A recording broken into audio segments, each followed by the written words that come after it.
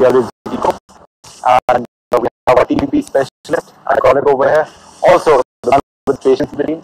I am the spotter, sniper, and the general caller. We try to play passive, and it's in our game. We try to play a bit to it. It's a relation both if you agree with it. You have to play a role game at the end of the day. You can't make any mistakes. If I'm getting the kill and you know that the kills are important and they're going to get you points, you should take the kill. So I think it's a combination of the two. You have to kill and you have to keep your positioning. Soul and the Dreamers usually go to the Jotable. We prefer Jotable because we can take control quite easily. It's not just the plane pathing. It's not just that if the plane is flying over Jotable, we prefer it. Even if it is available to take out cars, homes, and garages and drive. And also, all right. If I have to call someone out, I'm gonna call more out. If you can come to Jotable, I think you're gonna die. Oh.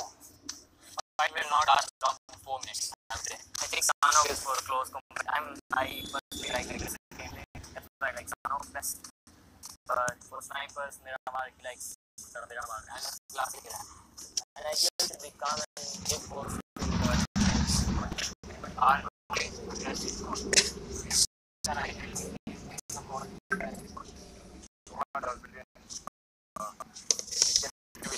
Very good at multiple targets, close range. I don't think you need it. Iconic is one of those guys who is super patient and can wear the enemy down. You go over here, he's a some place that he does. How did you even think of that? I get the arm, I just, it's like, we just super saiyan go to some arm for him is a PR. Vector close range. I've had multiple situations when the guy had more health than me and everything, and I had the vector speed, and I owned him right to his face. So like, I like the vector. Like to face the beast squad. Well, because we haven't really seen them put up fighters yet. If Mortal is knocked out in their squad, the squad is done. Iconic though! Legend!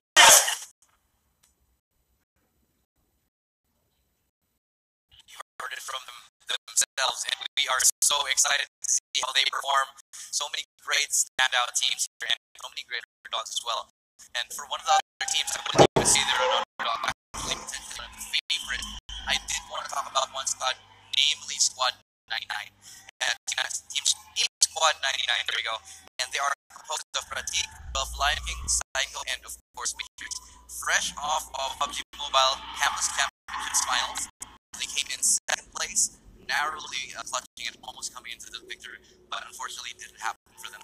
Well, I mean, you mentioned that they took second place. That's no small feat. You had to battle through a crowd to get up there. Second place, almost coming in number one. But I think the key thing to mention here, they actually lost one of their players, and they brought in Psycho from Clan Soul, potentially making them that much stronger here at this event. So you had a team almost taking first place, now the Psycho that much stronger. Yeah, and speaking a little bit more about how they kind of interact as a team, you did say that one of these Indian teams, they like to be very aggressive.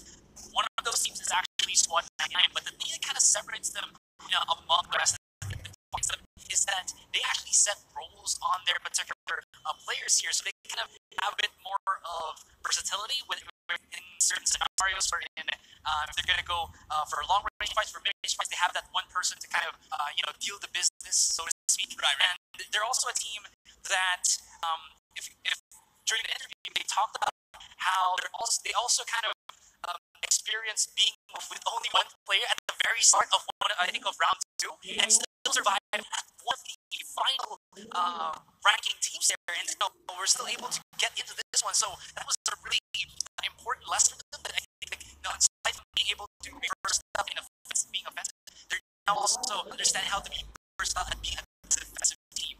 And you mentioned to talk about this somehow. We did have a new player coming in, that's Soul Psycho. Yeah.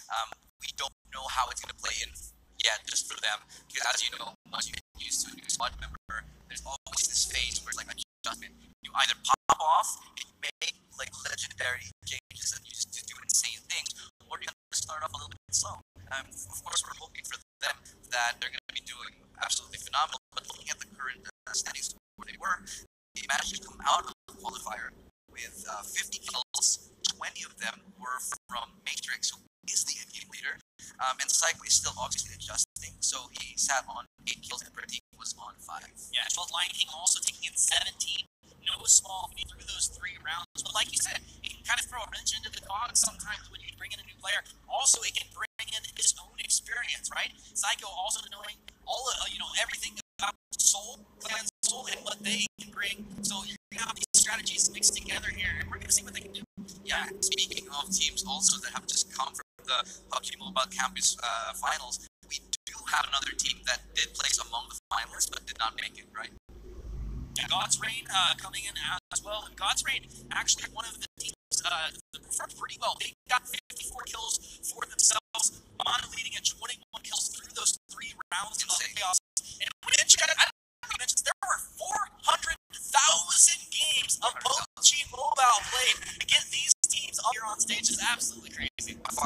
Okay, it's a game of high numbers here. We've got 400,000 games and 575,000 participants. It's definitely a laughing matter here. They are also playing for a large prize pool, which is 1 crore. So this is definitely not to turn your head at, or because this is something that we're in this stage where we're sort of defining where we are in sports here in India, and the fact that we're able to do this and do it so ubiquitously through PUBG Mobile is an exciting time. I mean, we've talked about this a number of times because of the fact that you can play PUBG Mobile on your phone. It's so exciting that you can pick up a game with your friends anywhere you are. Let's say you're just hanging out, just play a couple games, and you see it everywhere here. And because we are in the earlier stages, again, this is just like everybody's kind of like trying to establish their names in the business of PUBG Mobile. So we already have members such as Soul as streamers, but I kind of want to go back a little bit to God's Reign. I was able to kind of ask a little bit to the team,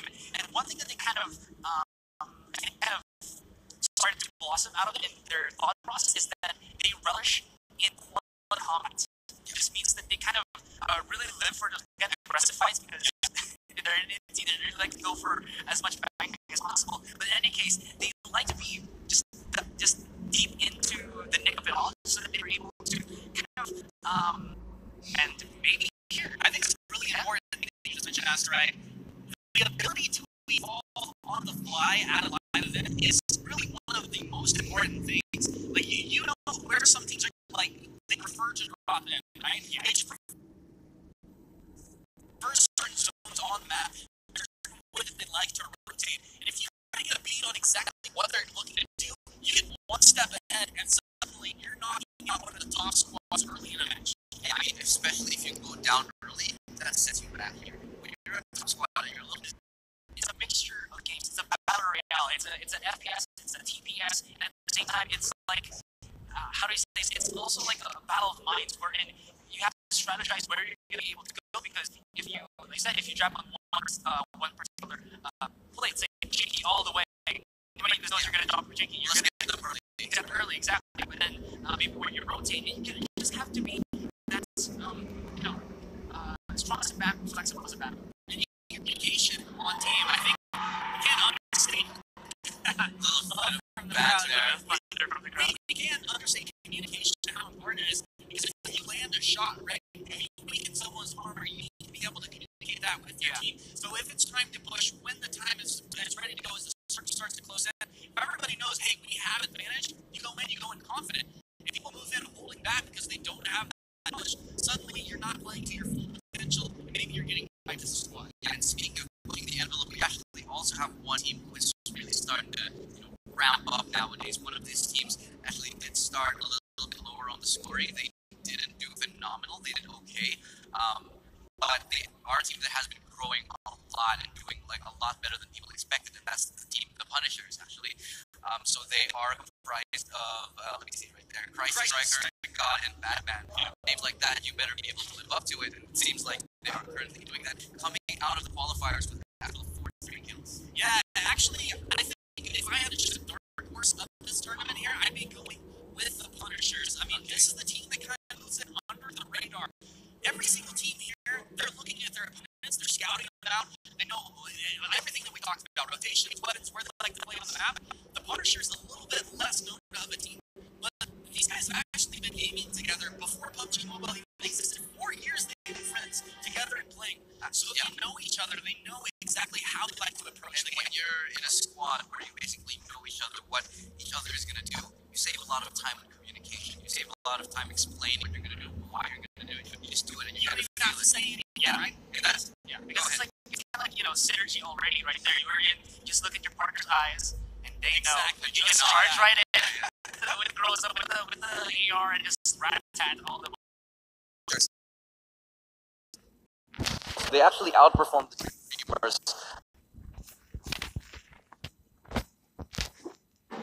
in terms of the qualification.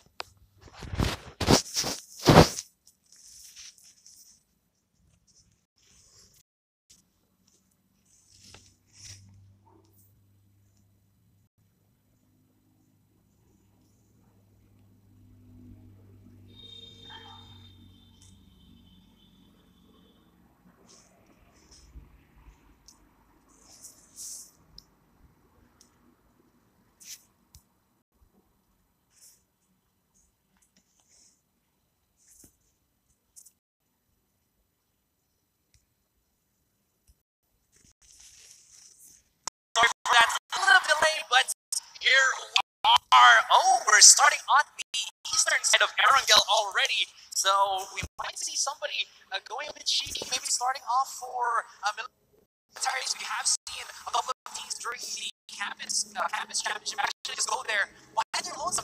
Nobody contesting them. It was kind of weird to see. It's kind of weird to see. I mean, when one squad lands at military base, if nobody else lands there, you're pretty much on your own on the island. You're able to get so much loot for yourself. It looks like we do have quite a few squads dropping out. These are going to be some hot drops here early on.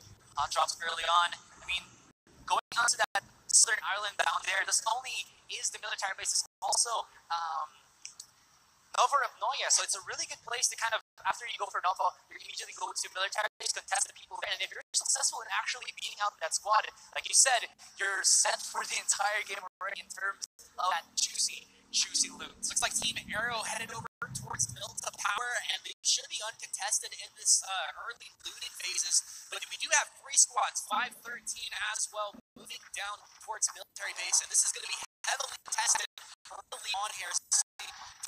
Conquer just getting up some early loot here as well with a squad. This is a pretty dangerous situation. Yeah, it's actually Fire Frost, Slay, and Punishers around that Nova of Noya area, so it's going to be very, very heated in a short while. Can't wait for that one. Going to be seeing Infamous somewhere here as well. Near the squad. Oh, it's actually going to be Infamous as well. Near Nova of Noya. So there's 4 squads already down and starting to lose. Oh, yeah, this is crazy. They are shot. First damage here in this championship. Damage over God, actually taking early damage.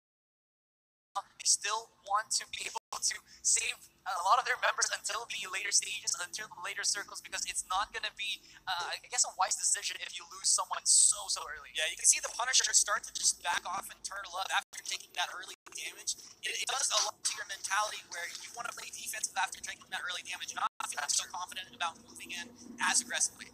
Now, so not really the juicy loots for that outer side over the Noya. Here on the side of Infamous, they're kind of on a running spree for the meantime. The problem with this running for Infamous, though, is that it's kind of very dry bones. There's just a little bit of compounds right there. I think that they should just straight up go to maybe straight up to military. Maybe just go for one gun first, get a weapon, and then straight to military base. If there's nobody there, then they're in. I think a lot of these teams also got to read, that their opponents have dropped. At this live event, if players have never been on a stage before, nerves can definitely play a factor, and you might just back off A month ago, but guess what? How kids were able to stack up during the online qualifiers. but I would have been wrong on It's that. all good. It's all good. It was very close. Yeah, well, we do have a Team Funky Monk. In the meantime, they're still struggling. Nobody is actually punishing them. It's interesting because they're kind of laser focused onto this package, and this is like the prime time already to get kind of the one up against all, but nobody is that aggressive earlier on. We're seeing a lot of the teams again reply to it that they are aggressive, but for the meantime, nobody is touching anybody here because they are afraid to lose at the very start. And what was the difference from rank 1 to rank 20? I think it's like a 480.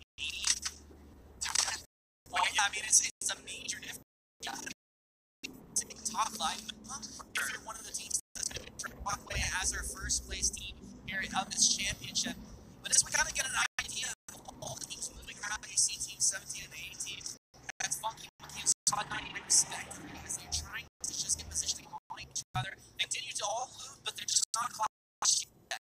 15 seconds left onto that clock. So our first your blue zone is about to collapse, and we'll see if maybe around that time that these teams will start kind of going for the engage against each other. You can see right now, squads are to Team Firefrost around the opposite side of Georgia Paul compounds because they know that somebody is at the opposite side.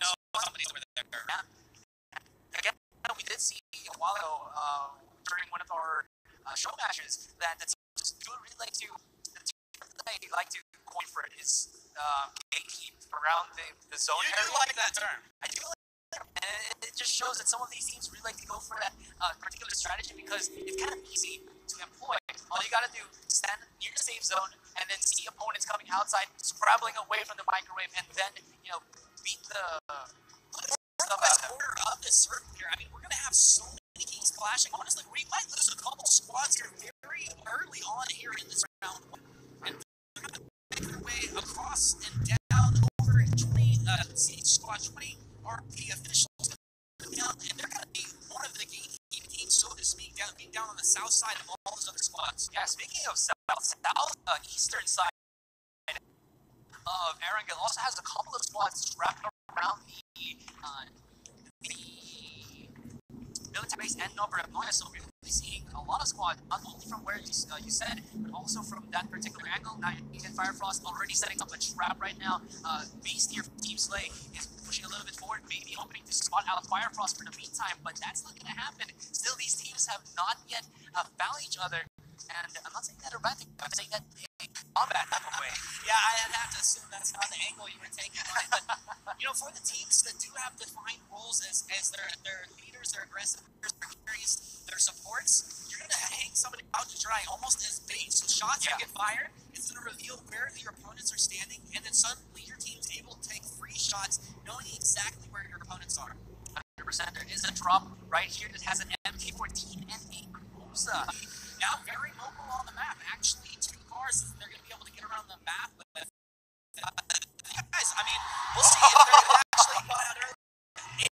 Tim has gone out onto the map as well. I gotta say about our crowd right now, when they see what's inside the pack, they get so excited, right? Yeah, exactly. You see an AWM and exactly, because like if you touch that weapon already, you have the golden goose. It's gonna give you the golden X, the X being kills. Sounds like a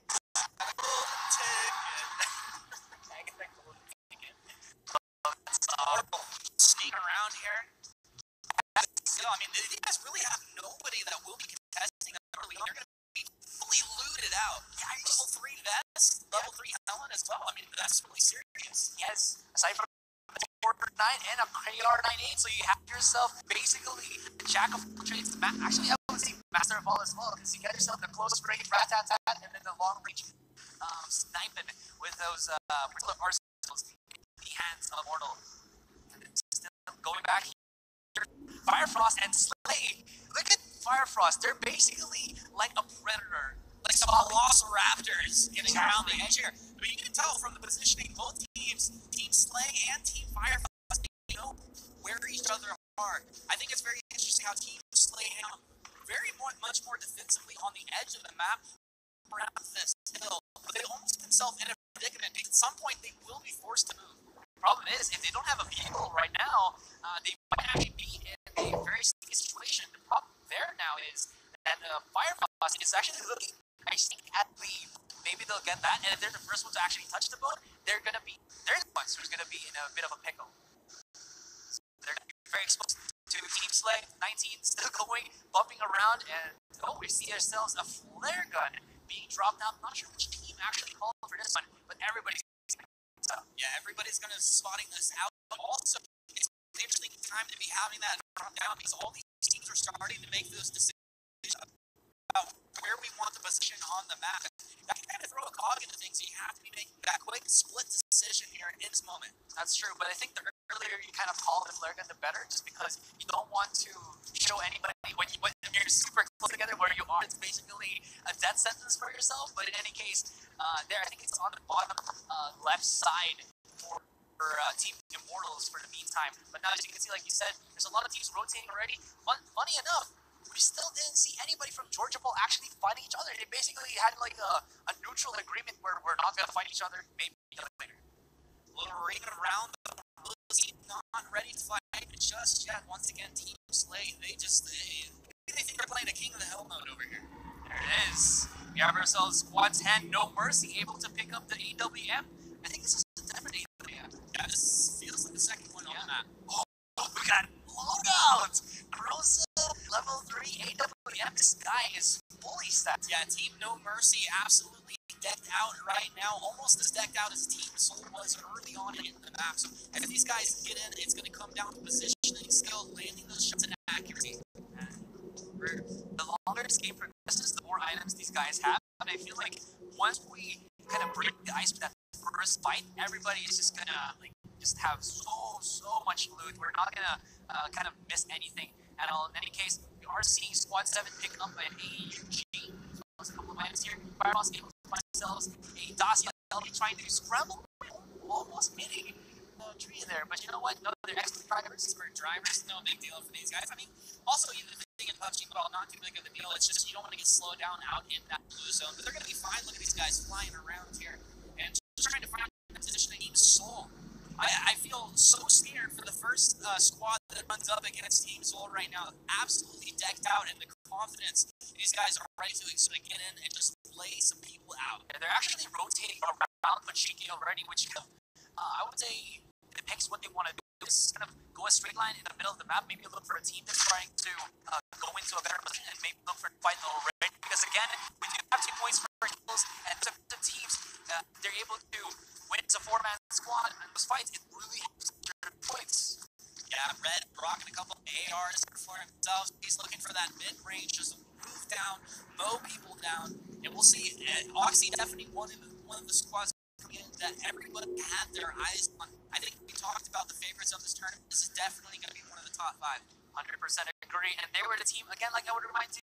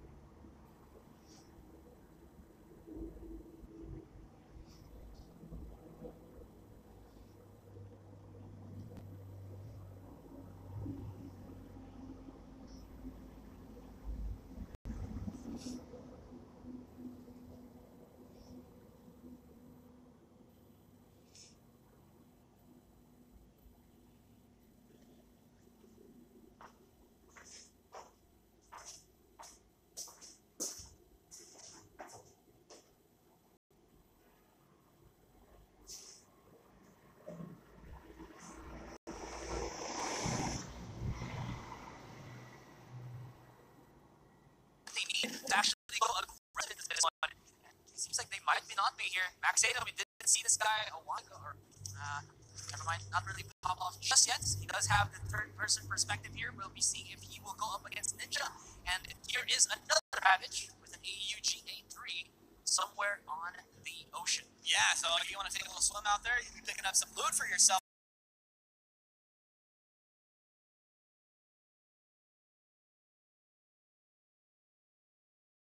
I like what Soul is doing right now.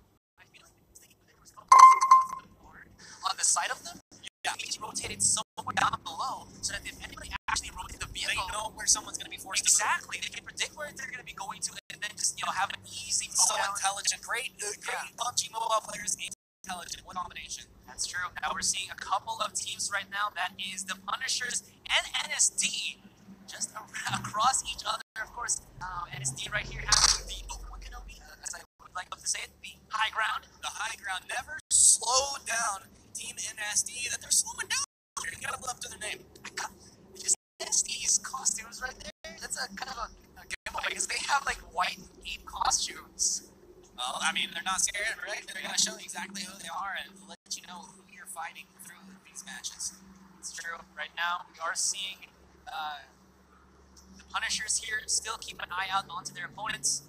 This is really good for them because they're going to be able to punish them. But something that's also good here for NSD is that they have vision on the bridge. And you know how at this very start of PUBG Mobile, that a lot of teams kind of like just go around the because it kind of naturally falls as an easy area. It's a choke point. Exactly. Right? A lot of players, so you can find yourself a little bit. Is there a troll on that grid? Hey, maybe you're looking to find a troll, but a lot of people end up just swimming around. And it's going to be coming down to, is there someone there? Do you have an angle? Sure, they have an angles. Man, this has been such, like, this is like the Wild Wild West stare-off. We're in both RMP official as well as Maximus Alpha is just dead in their eyes. Nobody has... Wait, you're playing E3. All you have to do is you hug that wall, you can look around, you know exactly where someone's coming from, so there's no reason to really force yourself out. If this is FPP, you have to stick your head out to get that information. Suddenly, you're playing a little bit more dangerous style, but these guys, they can just back off, right? That's true. I mean, I'm excited to see FPP meantime, but for later on, you did see a while ago, Infamous was able to pick up another package. There has been a really good amount of packages that teams were able to pick. Nobody was afraid. And every time it gets shown, people just kind of... I don't even know. As soon as you just...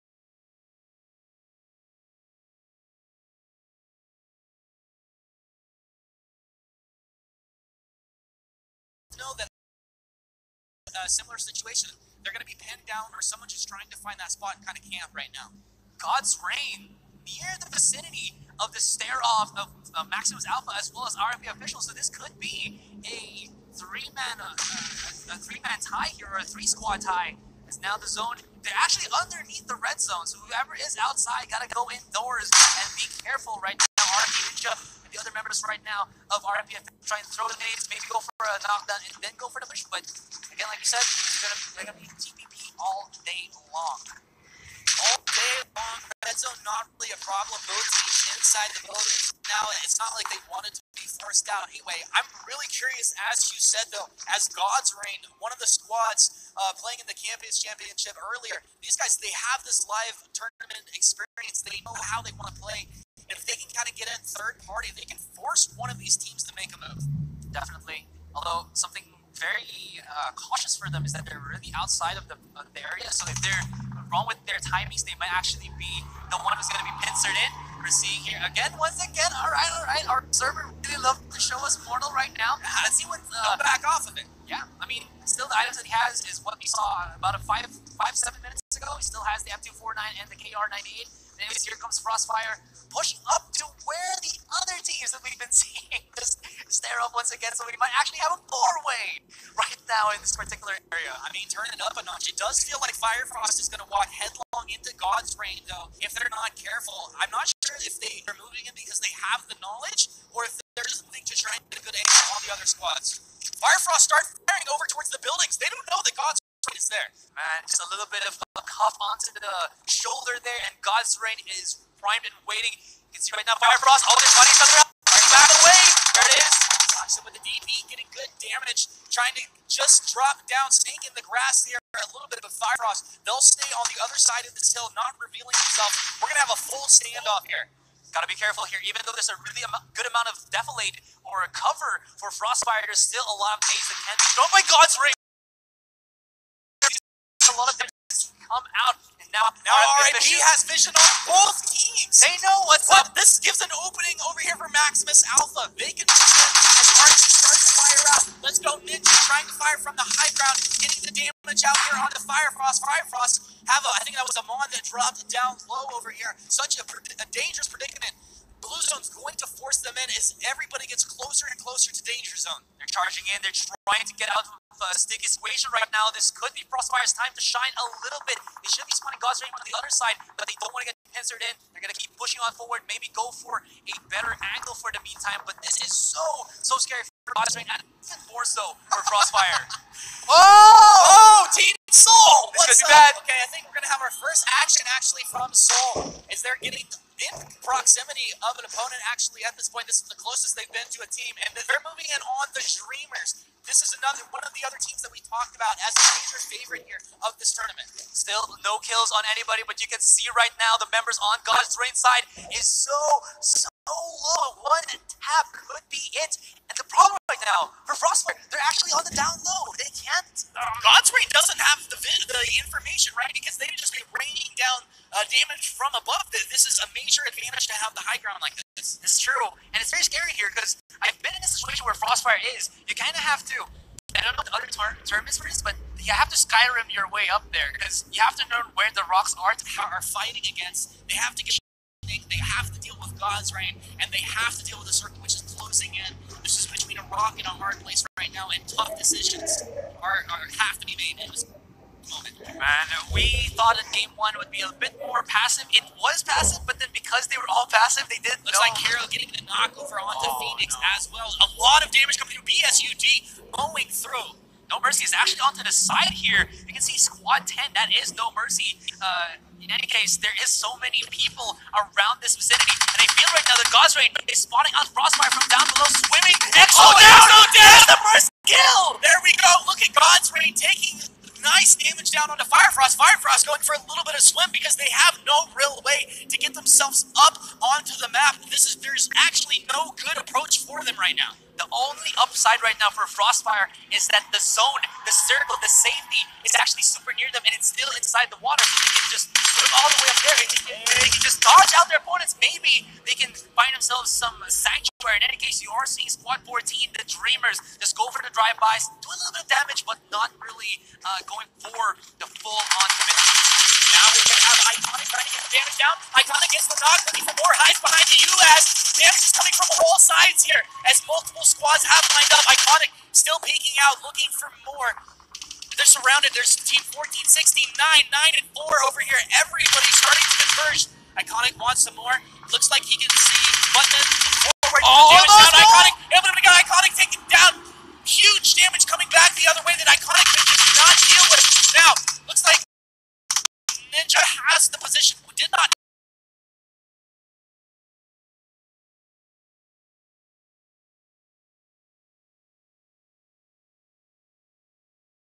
Of RFP official are still pretty high in terms of the numbers, and on the opposite side, Squad 6 Maximus Alpha have not left their positions.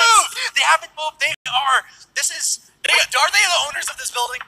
I think they have. We gotta ask them for the papers, but they should have it. In any case, we saw one of the favorites, the Dreamers, I believe, were knocked out in the first round. Unbelievable. But when you get into a situation where you're third party like that, pincer between multiple squads, it doesn't matter how good you are. You're taking it from in the front and behind. Front and behind. Now Immortals, alright, they're going to be using the Dashi to just skedaddle away as there are two squads right here back from Saverni, as well as Oxygen Alpha. Now going back to the fight, RF going to squad him out. Ninja pushing in, there's going to be the last kill. Huge damage as Ninja pushes into the building, getting another kill. He's going to go ahead and pop that first aid hit, heal himself back up. Squad 99 also being eliminated now. That was the team coming in second place at Campus Championship earlier.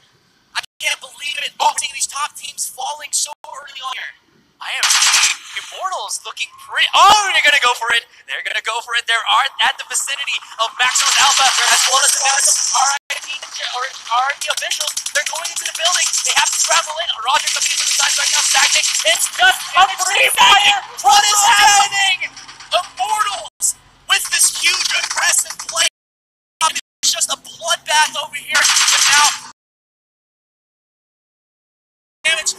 At the point with Maximus Alpha, they were actually able to wipe out Immortals. Immortals, I mean, they had the right mindset. They tried to get the positioning, but they did not understand that there was somebody there already claiming the land. Squad number 4, back from Severity, outside of the zone. They have to scramble in. They have no vehicles for the meantime, so they have to keep themselves alive. I think a lot of them squad just got eliminated as well. Yeah. And now we are seeing God's Reign still alive. NSD at the bottom side. Oh, Manu! Huge damage. You got to get behind that rock. That's not going to be. Yeah, it looks like he's just able to get back there, but they have the position. They know where he is right now. Dangerous position to be in. Soul trying to just pop the tires here so that their opponent cannot be able to escape with that 2AC on the high ground. And you can just hear at the edge, Mortal is getting a lot of shots from the crowd. Soul is still a 4-man squad, so the decision making that he done from the very start of game number 1 to the middle, the mid game of this particular round is still keeping them alive. God's Reign rock in a hard place once again. They're not at the very comfortable spot. They do have a really, really big rock. But when they try to rotate, that's when they will be out in the open. Squad 8, for the other hand, they do have a really nice compound for house compound here, so they really have a good area for them to just kind of fortify as a quad. I think everybody just take note of positioning. It was everything that they needed. Produce huge damage coming through as well. Really not scared to just lay that damage all on the line at this point. Back from Severity actually getting eliminated right here, just leaving us with very few teams at this point remaining as the circle gets tighter and tighter in. I think Team Arrow, the closest to Team Soul right now, but Mortal not scared of anything, running across open ground here. They know that they have to take out the members of Team in getting into the next zone, and the zone is now closing in. Teams have to scramble for the meantime. B-Squad do have native people.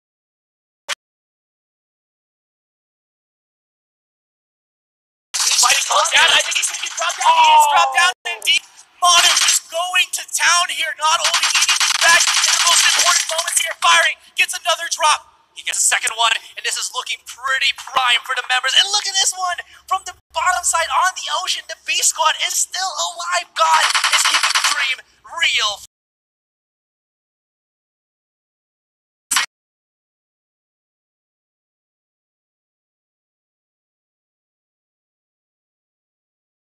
Mortal not holding anything back here in this moment. Only 2 goals, but has set his team up for success right there, right now. Everybody is here. There are nades just being thrown up. You do see that the members of Maximus Alpha end up taking quite a bit of damage. Throws out a little bit of that Molotov for cover. And King should be. But then got a easy 4, take it down. He made a mistake. Omega is down for the count. King trying to heal up, but in this moment you have to be so careful if anybody can get near you. Right now, Soul, we do see. Oh, it's the other member of the Soul Squadron here, pushing a little bit, using that third-person perspective with the prone to just keep on pushing. And look at this, the slither of the snakes going in very close to Maximus Alpha. Yeah, these guys, they're going to be as sneaky as possible, slowly as good as they can, but everybody knows where their opponents are at this point. King taking good damage as it comes in straight ahead. So that's Mortal. I think Mortal was spraying there, able to land shots. Cartouche, he's going to hang out behind this rock as well. Once again, Mortal, he's really not threatened at all. Yeah, the problem now for Maximus Alpha is that they're throwing out the smokes in general directions where Mortal is thinking, okay, you're going to be around that area, we're all prone, I'm just going to fire some shots, and he's actually connecting those shots, which is very scary. You can see Maximus Alpha trying to skedaddle away from their own smokes, which is pretty interesting to see. You see shots going down into the water area as well, because this is actually where B-Squad has been hiding for like the entire last 5 minutes. They haven't been able to get down. Huge damage coming on through. This is tight quarters. There's nowhere to go maneuver. Mortal getting out low. God's Reign has great position as the damage comes on through. God's Reign looking at full health. I mean, look at these guys. Everybody from Soul is low on health. NSD eliminated. This is what it all comes down to in this moment. God's Reign, the team sneaking in here at the end, maybe potentially ready to take down Team Team Soul. The problem now is, how is Team Soul not answered in by this? It should be speaking kind of. M249 Right out! What is up? Mortal goes wild with the weapon. Oh my gosh, he is just carrying Soul right now. How Here goes is this man Kobe unstoppable? throwing some nades in. I mean, there's damage coming in. There's AR damage. There's nade damage coming in. There's nowhere to hide in this moment. Arrow is down. I think down to Do our they know last. that B Squad is down there? I don't think so. I don't think so. Last 3 squads remaining: Soul, B Squad, and God's Reign. Okay, ever so slowly. Looks on a knife's edge here. Ronak taking good damage as God Rain firing out of that smoke. Look at B Squad. They're trying to climb up the mountain, but they can't because it's way too slippery. They have to just pray that that's where everything closes in for them because everything should be forced down. Manu. Okay, he's gonna be stopped right now. They get the cover for Soul and the. Oh, the nade by top! Oh!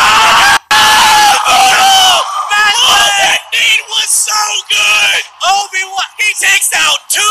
Kobe. I was about to say Obi-Wan, but now He's it's done Kobe. with Pubg Mobile. He's going to the NBA.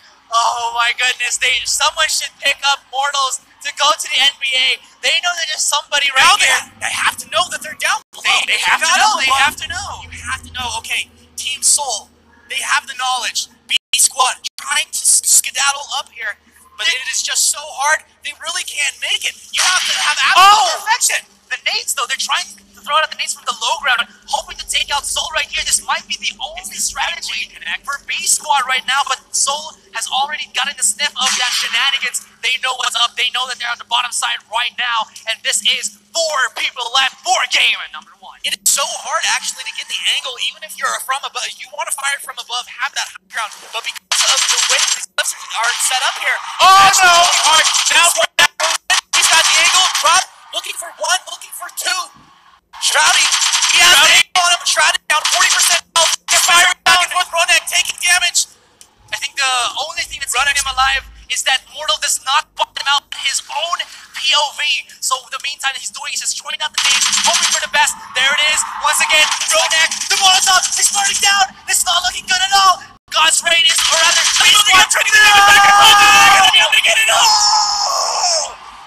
Winner, chicken dinner. Round 1 coming through. What a matchup. a clutch play for Soul and B Squad making a huge misplay there, or rather not just having a good position at the bottom side. Wow. Honestly, that game was absolutely insane. Yeah. Congratulations, Team Soul, indeed. They are absolutely insane. How was that match? Awesome. Congratulations.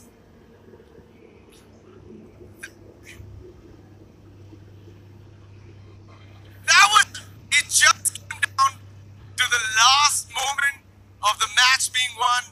That was incredible. Team Soul. Where's Team Soul at? Congratulations. Alright, I have a question. Was the decision to not go ahead and interact with anybody up till the last end game, was that a decision you guys made? Let me come over there. Or was that just like you were driving around quite a few? Hello everyone. So the only major decision over here was to, hold the compound and stay, 30% inside the zone.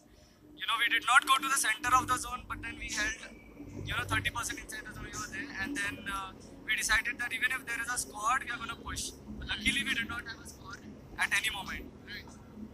You guys were there till the end. What I really liked was when you guys were crawling, Mortal kept it low and kept his scopes really low and kept going. You guys got like 3 kills back to back once you entered the last circle.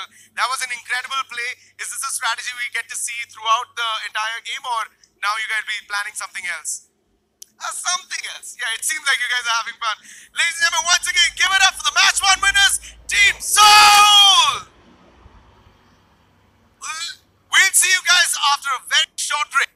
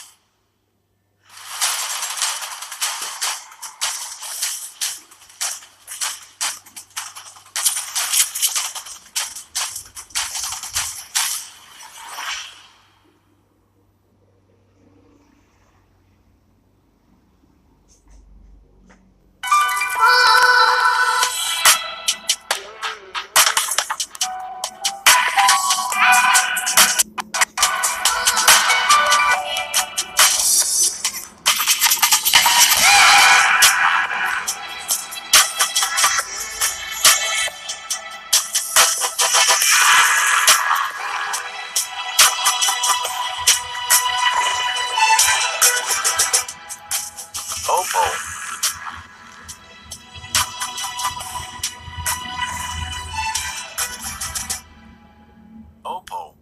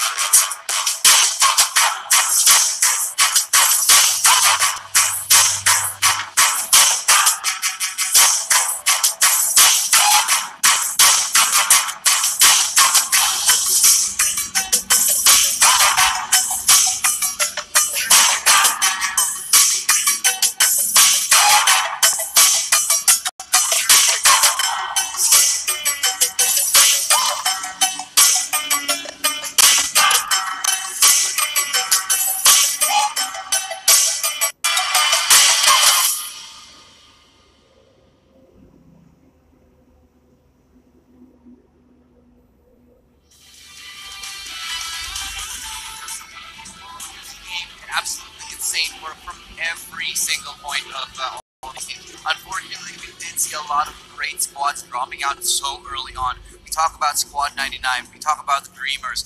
They have been some of the biggest talking points in this tournament. In fact, they've actually come off of like really high placements of the PUBG Mobile Campus Championship Finals, which just happened recently. So a team like Squad number 99, they have been doing great up until this point. They drop out early as well as the Dreamers. What a tragedy. Yeah, it's really tough to watch, but I mean, that's the thing. Like, when you get the top 20 squads from India here all on one stage, one of the top teams is going to get knocked out early. That's just the way it is. Everybody's so talented here today. Yeah. The biggest problem there for the Dreamers was that I think that they were just at the wrong place at the wrong time, but they tried to kind of commit to a certain point. The problem was once they got out of their vehicles, you know, they were just basically pincered in by so many teams, and they kind of panicked because they were being shot from behind. They had to deal with the team right in front of them, and it just made it so that, you know, Dreamers didn't really have a chance to kind of breathe in that environment, so they got wiped out too early for them. I think for their liking. Exactly. Squad 99, the Dreamers, there should have been definitely a lot more going for them, but unfortunately it just didn't pan out that way. The circle, plus getting caught in crossfires a number of times, really ended up in really terrible situations. But also, one of the key talking points that I did want to bring up is, of course, the performance of God's Reign in this. And God's Reign did absolutely phenomenal work, mowing down people with, you know, DP, just absolutely insane. And also this That grenade, double nade from Mortal, though, how about that? That was one of the nicest nade shots in a long time. We'll definitely get back to that. But for the meantime, of course, we cannot skip about how God's Reign did. It was time and fight after fight after fight. They were just winning, taking down squad after squad.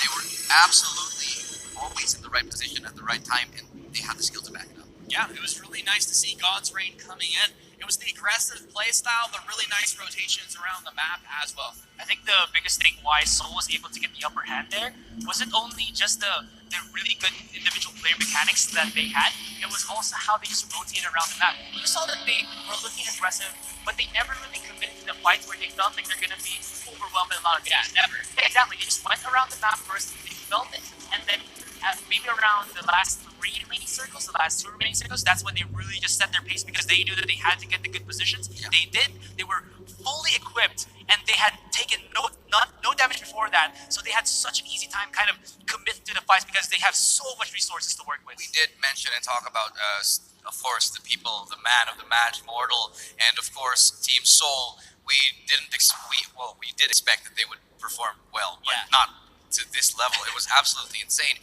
You mentioned earlier on they started off the circle a little bit slow, trying to avoid some fights, but when they got their gear, when they got the weaponry that they needed to take fights, it was just constant battery. They were never afraid to take an engagement. We did see them early on moving around in that US where they were just spraying out the windows of teams like a little bit of drive-by scenario.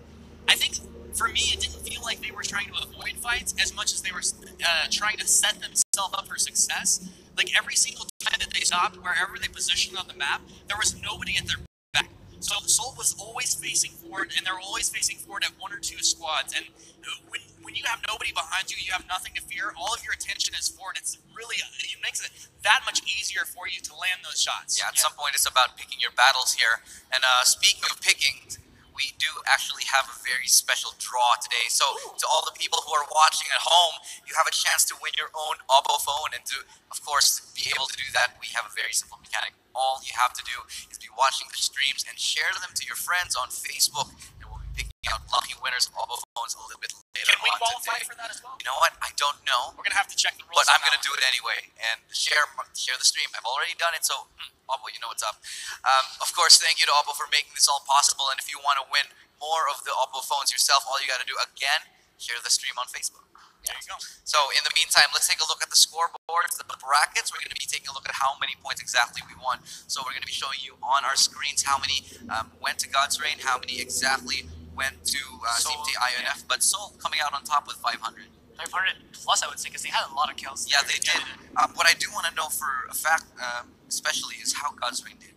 Considering that they didn't get second, they didn't get third. I think they were fourth, maybe, but they got an enormous amount of kills on top of that. The thing, that's the thing I wanted to point out a while ago, was that it was kind of interesting and awkward to see a lot of these teams kind of swimming around from military base and trying to just mountain climb on the side of where they were fighting. And then I think because of this particular interaction with the players, however they got into that position, God's Reign basically had God's eye right on top of them. They were standing at Mount Olympus. All they had to do was throw out Zeus's lightning bolts. They got so many kills because of that, and they were able to just, rack up the points based on how players positioned themselves. And it was, again, it's super interesting. I think it's just because they didn't want to go around, near the bridge. But in any case, interesting. Yeah, honestly, it was a little bit of a tragedy.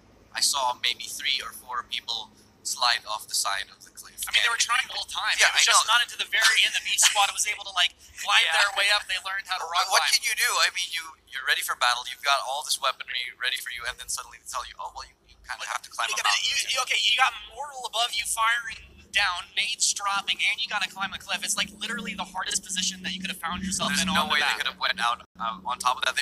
One got through at the very end. The funniest part of this is that it took all of the game up to the very end for someone to get on top of that cliff. It was 5 to 10 minutes of trying And then by the time it's happened, it was like a 1v3.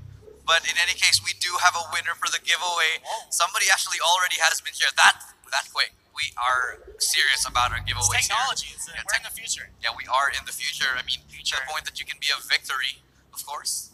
Yeah.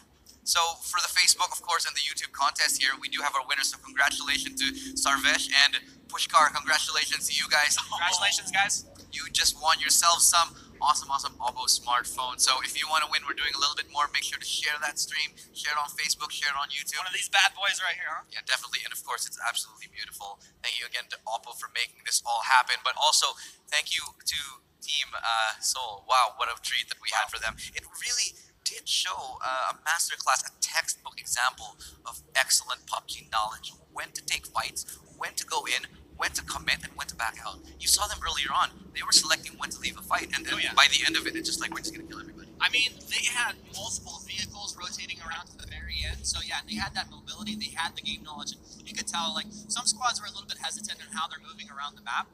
The one team that I wanted to mention that I think was the RNG winner of this map was Maximus Alpha. If you notice that Maximus Alpha was actually kind of pinned down and could not move for a long time, but the circle just kept closing in around them. They were able to just hang out in that building almost until the very end. Yeah, I think at that point they were really hoping, we're just going to stay here. Hope that nobody has the nades or the artillery to basically take us out. Yeah, And exactly. fortunately for them, that secured them a lot of a higher position coming into the later stage of the tournament. So we'll see how they do. But in fact, speaking of the people who did fantastically, actually the MVP of this first round, let's take a look at what it is. Oh, not surprising there, Ninja. 6 kills, absolutely insane from RIP Gaming. And this was the player at the very beginning. RIP, they were caught in between that chicken standoff that you did mention. They were in the 2 houses and none really could take a fight, but somehow they recovered it and got a consistent amount of kills. Well, I think the thing about Ninja is we saw him pushing buildings aggressively. They got into that standoff, but when it came time to make a move, Ninja was the one that rushed into the building, guns blazing, and just able to take people down. So that's really nice to see that aggressive play style. Yeah, I think it was just because of how, again, the team's position, wherein I think that was, the Mexican standoff between Maximus Alpha as well as RMP officials, and then it was a third party, Slay, who actually tried to push aggressively. They made a huge mistake. They went up against Ninja. Ninja went ham, and then it all just, went into their hands. Even though RMP official didn't get the highest of standings or ranks, they still got a lot in terms of those It was kills. basically a glorious moment. Ninja, very much less like a ninja and more like Rambo, just coming in, guns blazing. He's like yippee-ki-yay and takes everybody out. So that's the kind of moment we're looking for. So definitely a worthy MVP play for him. But in the meantime, of course, we want to talk about how these teams will fare. So let's take a second to show up how these teams are doing. So 500 points for the winner. Let's take a look at the point system in just a second. But obviously, before we get into we're just waiting for it. So here we are, the standings. We've been waiting for this today. It's BSUD sitting at 140. What do you think of these standings so far? Squad 99, unfortunately. I think Oxygen Alpha is one that kind of surprises me, being down in 12th place after round 1. That's a team that you'd be expected to be up at the top. Also, Dreamers down at 19. Really where I think nobody expected the Dreamers to be at this point in the tournament.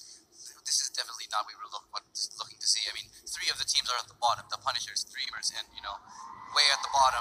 Now, on the other side of the spectrum, of course, Seoul sitting pretty at 500 points, but now they actually got 760 because they got 13 kills as a squad. Ladies and gentlemen, they're not messing around here. Not messing around, just pulling or just throwing out their punches. It is insane.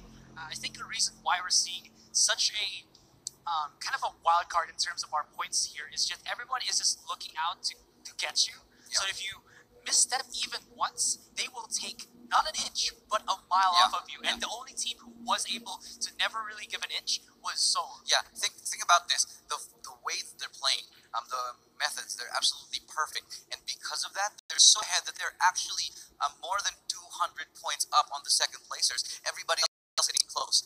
They're in contention for the top 2 place. But at the moment, the way it stands, Team Seoul is way above everybody else, 210 10 points above. Well, if you look at the playoffs and how they got here, not only did they have more kills than any other squad, they came in with 80 kills through 3 rounds in the playoffs. They also were getting chicken dinners in all of those matches as well. So it's just absolutely impressive. And I would not expect them to slow down moving forward. That's only a confidence booster for them, which is really scary for everybody else on that stage right now. Yeah, everybody else on stage must be shaking in their boots because when Team Seoul is looking this good, it's really quite a sight to behold here. But of course, let's talk a little bit more about the players themselves, as we do have the top 10 players coming up on your screen.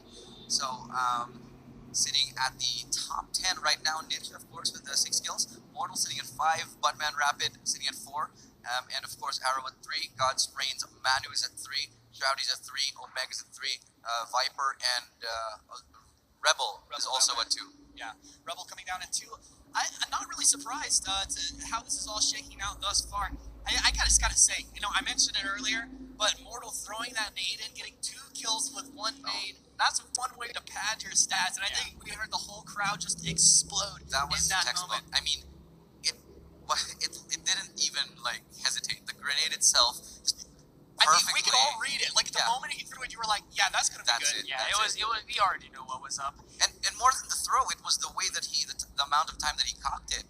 Like he held it for the perfect amount of time for it to explode right at their feet. So absolute, not just precision, but also accuracy from that throw. Absolutely beautiful. And that's got to be one of the highlights for the tournament, definitely.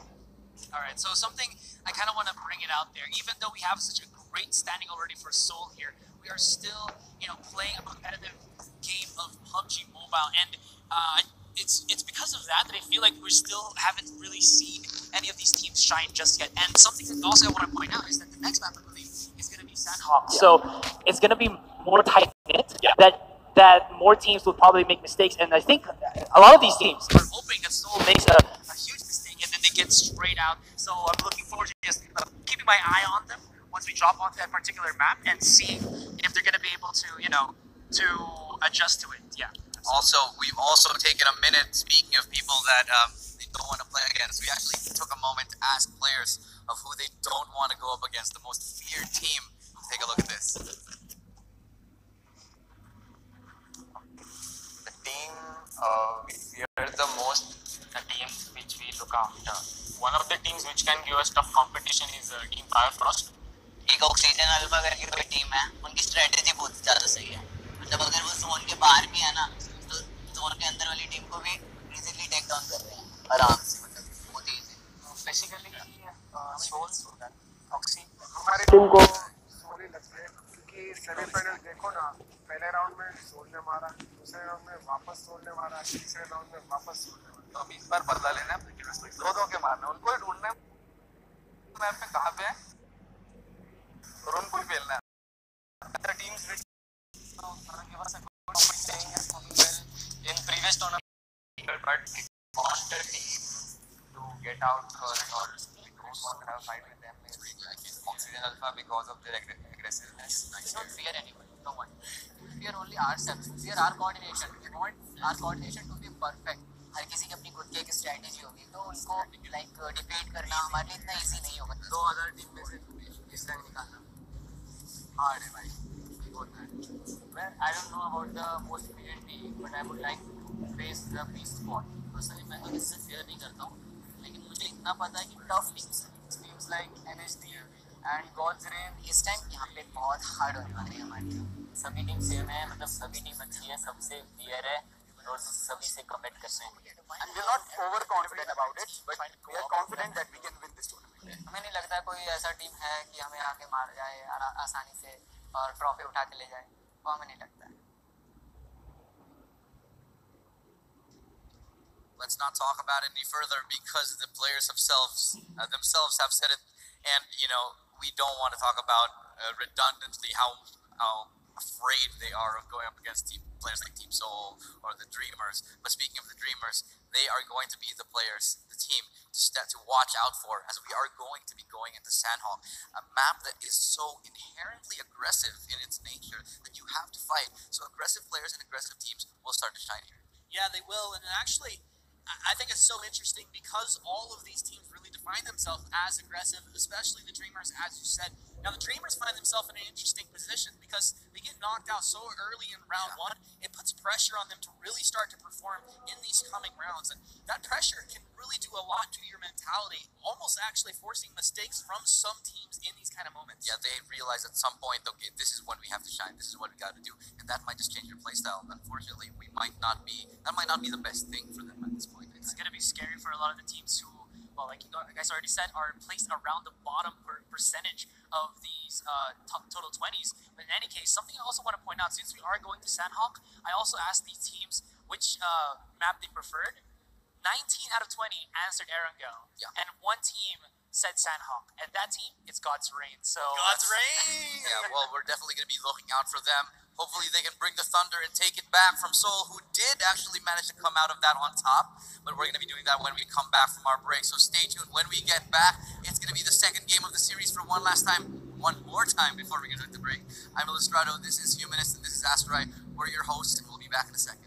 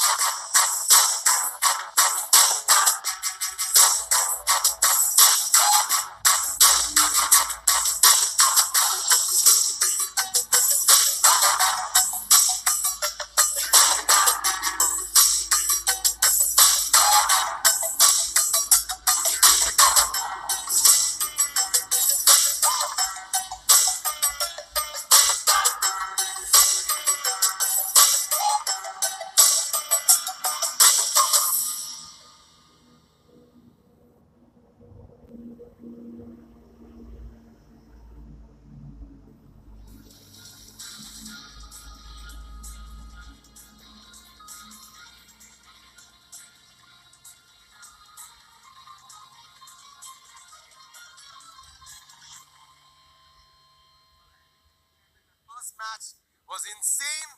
But now I come back to you because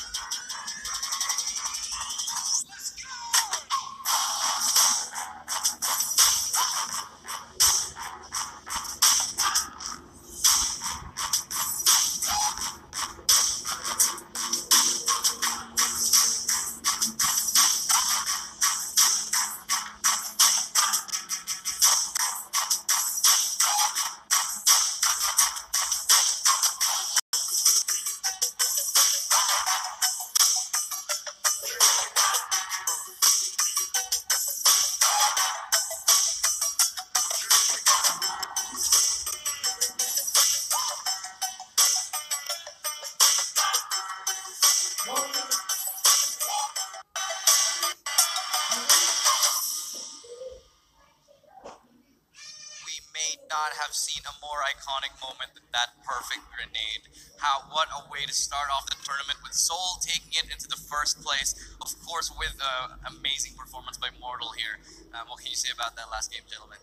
I mean, honestly, it was just a pleasure to watch. I think, of course, we're going to see these teams get warmed up and more in their comfort zone as time goes on, but it was really great to see it. And as that circle closed in, these teams just started going full ham. Now, again, just going back to the very interesting thing that happened there was, like, the teams had some really strange mindset where everybody was coming in from the waters trying to climb up, and that was where God's Rain just, rained hell upon their opponents and just mowed them down, got a lot of kills. My question is, does that sort of paint the perfect picture, a caricature of what the teams have to struggle to get to in order to topple what feels like a monster in the form of Seoul right now? Because they're doing absolutely phenomenal. God's Rain not too far off in terms of performance. A little bit unlucky for them. They ran into Seoul and they lost out that battle. But really, we've been seeing one hell of a brawl from both of these sides here.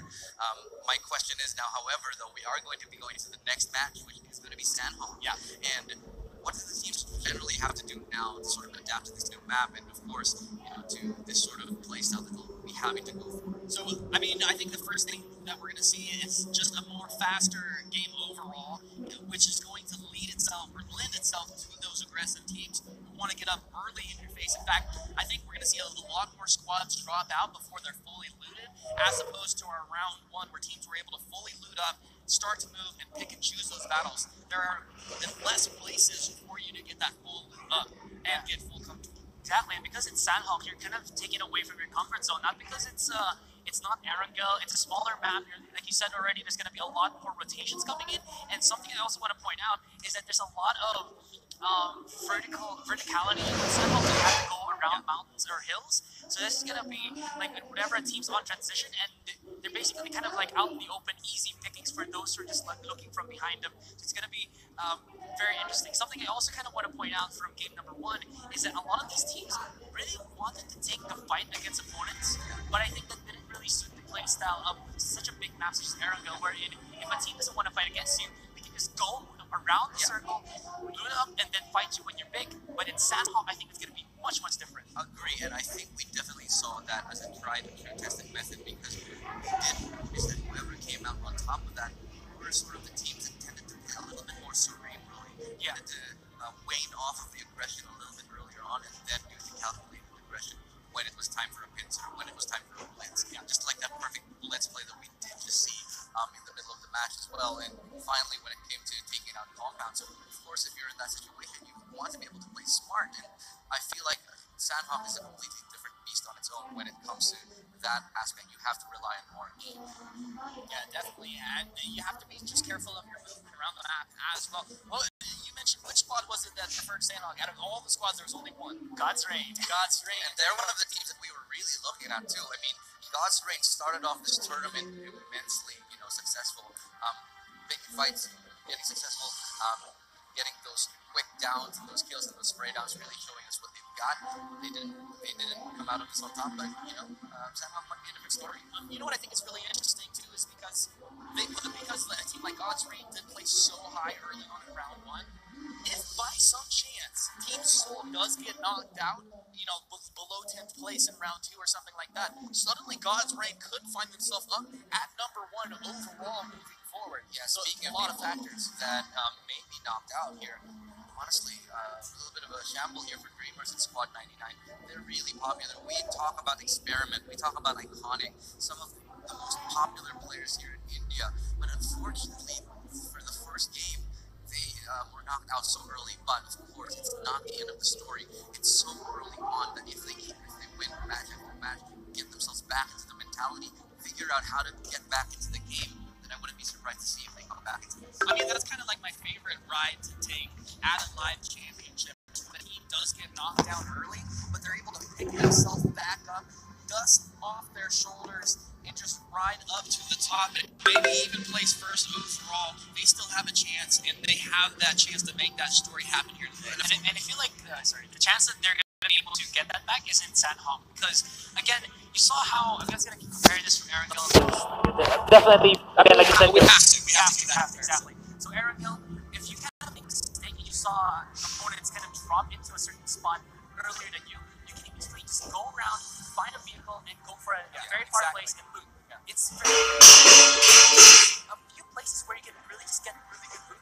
So I feel like it's whoever gets the touch move, whoever gets the first down, whoever gets the first items will get the really good advantage early game, and then whoever adjusts to that, whoever tries to go away from the really congested areas is going to have a really tough time because they have to go around all these Get loot, these pick really fights. tiny Exactly. areas with loot. Yeah, so it's a lot about confidence. It's a lot about momentum as well. So obviously, Team Seoul coming off that victory, they have a lot of momentum. They have a lot of confidence. But Dreamers, of course, and the Squad 99 Punishers as well, sitting at the bottom, they're going to have to dig deep and somehow find themselves to it. Which brings us to a point that if you're going to be a professional player, a very top of the line, the best of the best, you have to be able to have that mentality where you set yourself. I thought you were going to say you have to be named Immortal. That You went a different direction with that too. That too. You also have to be the Immortal or maybe Iconic, but we have yet to see what Iconic has to bring to the table in Sandhawk, of course. But you do have to have that mentality where you say to yourself, let's get back to this. Let's take this fight. Let's reset ourselves. Let's not get tilted. Yeah, well, B Squad, you can see a little bit of communication back and forth. These guys, they're going to wrap their head around the fact that they're going into TVP Sandhawk in round 2 here. And they got to be riding a bit of a high off of that round 1 matchup. Yeah, round 1 match definitely was a very interesting round. I mean, the B Squad, they got very, very far. They did fantastically. Unfortunately, definitely not able to see them perform to the fullest. At the end, they seemed underachieved. They also had a little bit of a bad position coming to the end. Do you think that Seoul would have wrapped that round 1 up earlier if teams weren't actually trapped down below the cliff?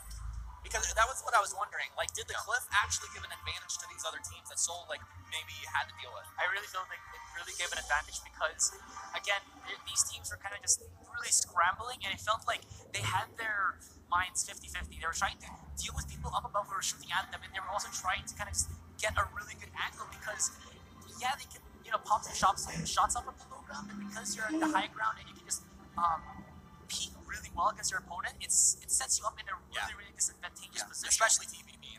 Exactly. I'm going to agree with Asurai on this one. He seemed to say that it really just seemed to delay the match. I mean, if they were in a better position, they would have had a fighting chance. But the fact that they were literally climbing a mountain to get to that fight was basically an improbability that they would actually come out of that on top. But of course, it solidified the lead of Team Seoul. But before we talk about anything more than that, I want to take a moment to say that if you want to be the brand new owner of a phone from Oppo, of course, all you have to do is share the stream, share it on Facebook, and we'll be picking out the winners. We've already drawn 2, and we have some more winners here in the stadium, those participating in the awesome games that we have. So if you want to be the next level and maybe compete into Pubg as well, make sure to share the stream so that you have a chance at getting an Oppo phone yourself. I mean, I do want one. I mean, I think it's really great. The developers of Pubg Mobile have done a great job where you can, depending on the phone you have, you can make it work. But you get a great phone, your experience is that much better.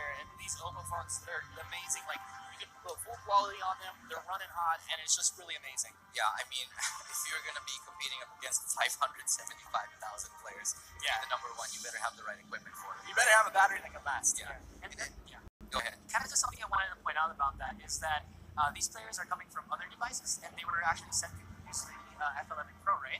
So it's kind of awesome is that they only have a really short amount of time to kind of get used to the phone, and then they were able to adjust so quickly. You saw how just Seoul was able to, kind of just adjust to it fantastically and then pop off. So I mean, you can tell nobody's struggling. Like everybody looks super smooth. Very in their smooth, movements. I didn't see anybody try to jump through a window and face plant into the wall or anything like that. That's like me when I'm playing Pubg Mobile. But in the meantime, let's take a breather and take a look at the current standings, the current scoreboard. Let's keep you up and up to date with the action and all the standings of your favorite teams. See how far exactly are we in.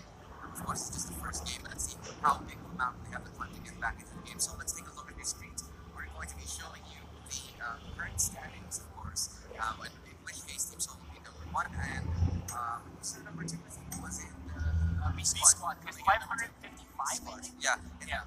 So here we go. Not a lot of separation. Always bring up the bottom first. Yeah.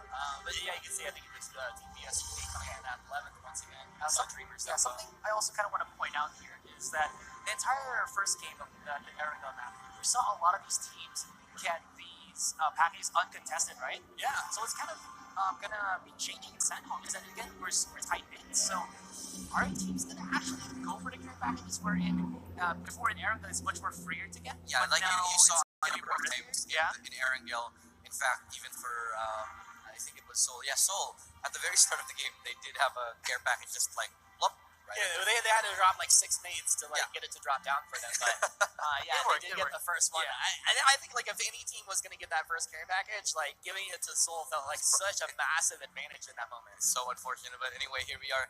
Take a look at your screen. Seoul sitting at 760 points and a little bit man. far off. 555 for B Squad, and then followed by RMB official God's Raid. So looking at where exactly they are, it doesn't look like they're too far off.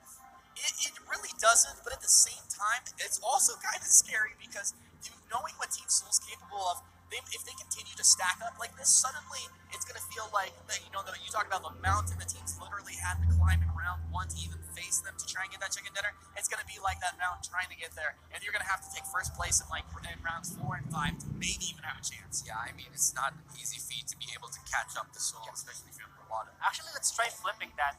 What do you think if Seoul is on Seoul's mind right now? Because they're on the top board right now, right?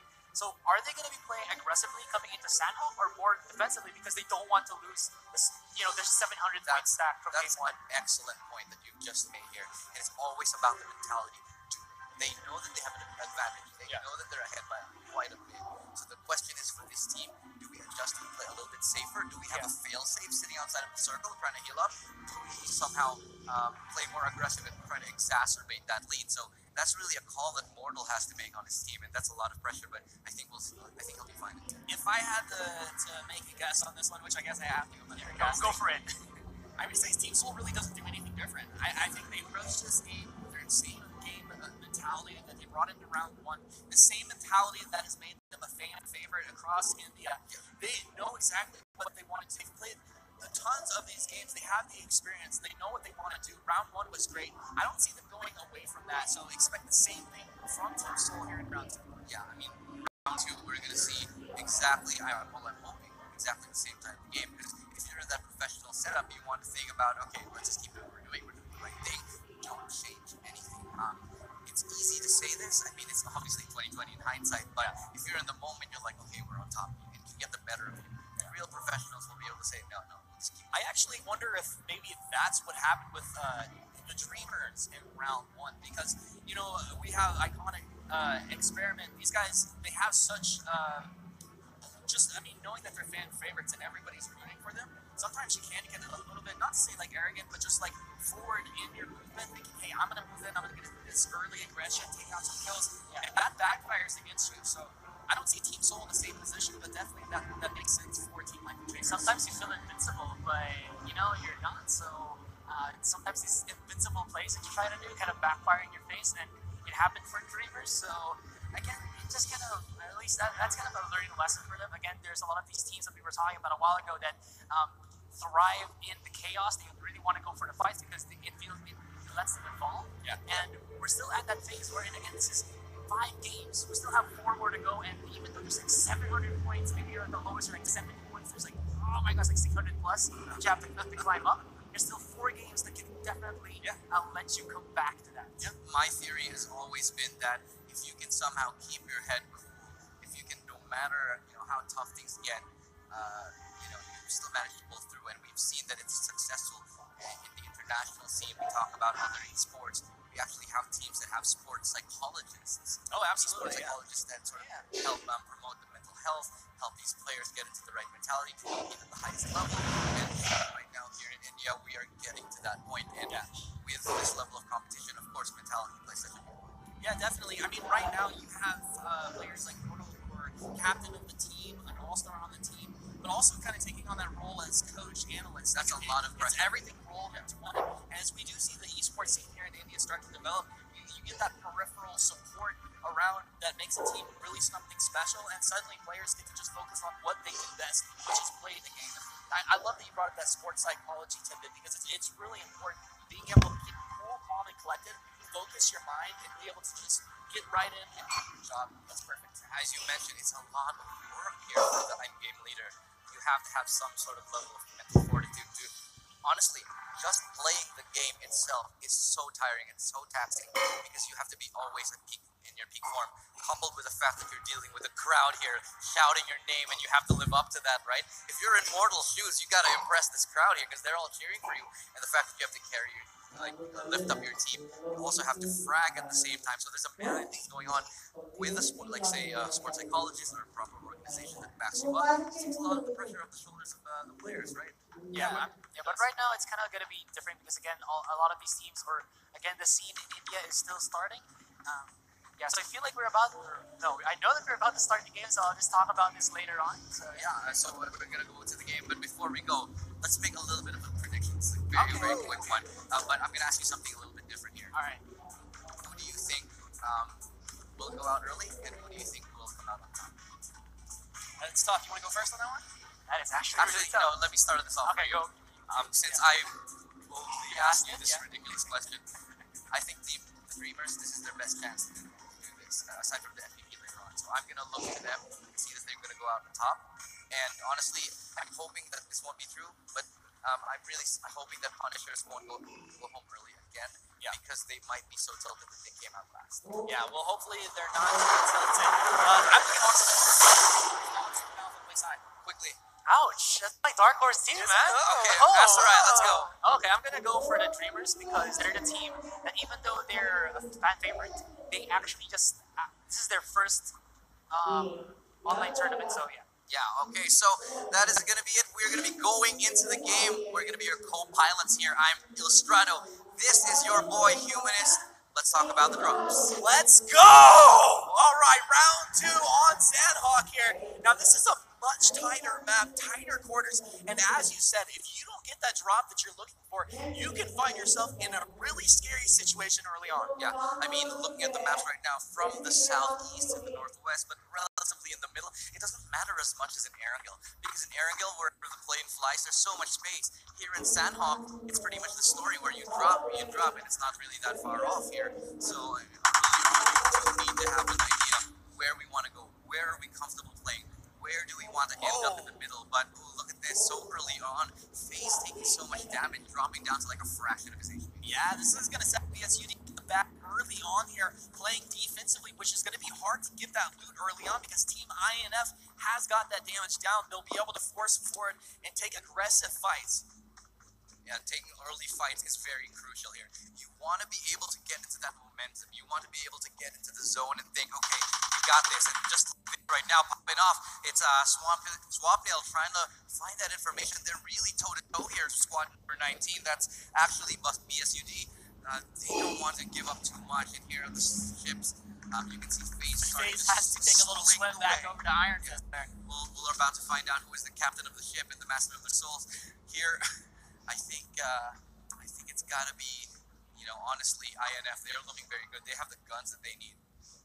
Well, early on here, Noob just trying to get that positioning. He did take a little bit of damage, but it's all about angles here early on.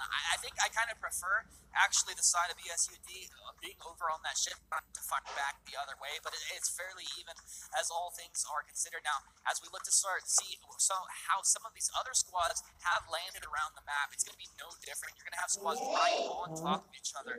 Yeah, you don't want to be able to take too many early fights, sure. I mean, you do want to be able to be in a position where you take out one squad, you do get the loot that they have and stuff like that, but at the same time, you do not want to bite off more than you can chew, because, like, let's face it, getting knocked out early is always a very, very big risk, but I feel like if you do fight early, the rewards are absolutely magnificent.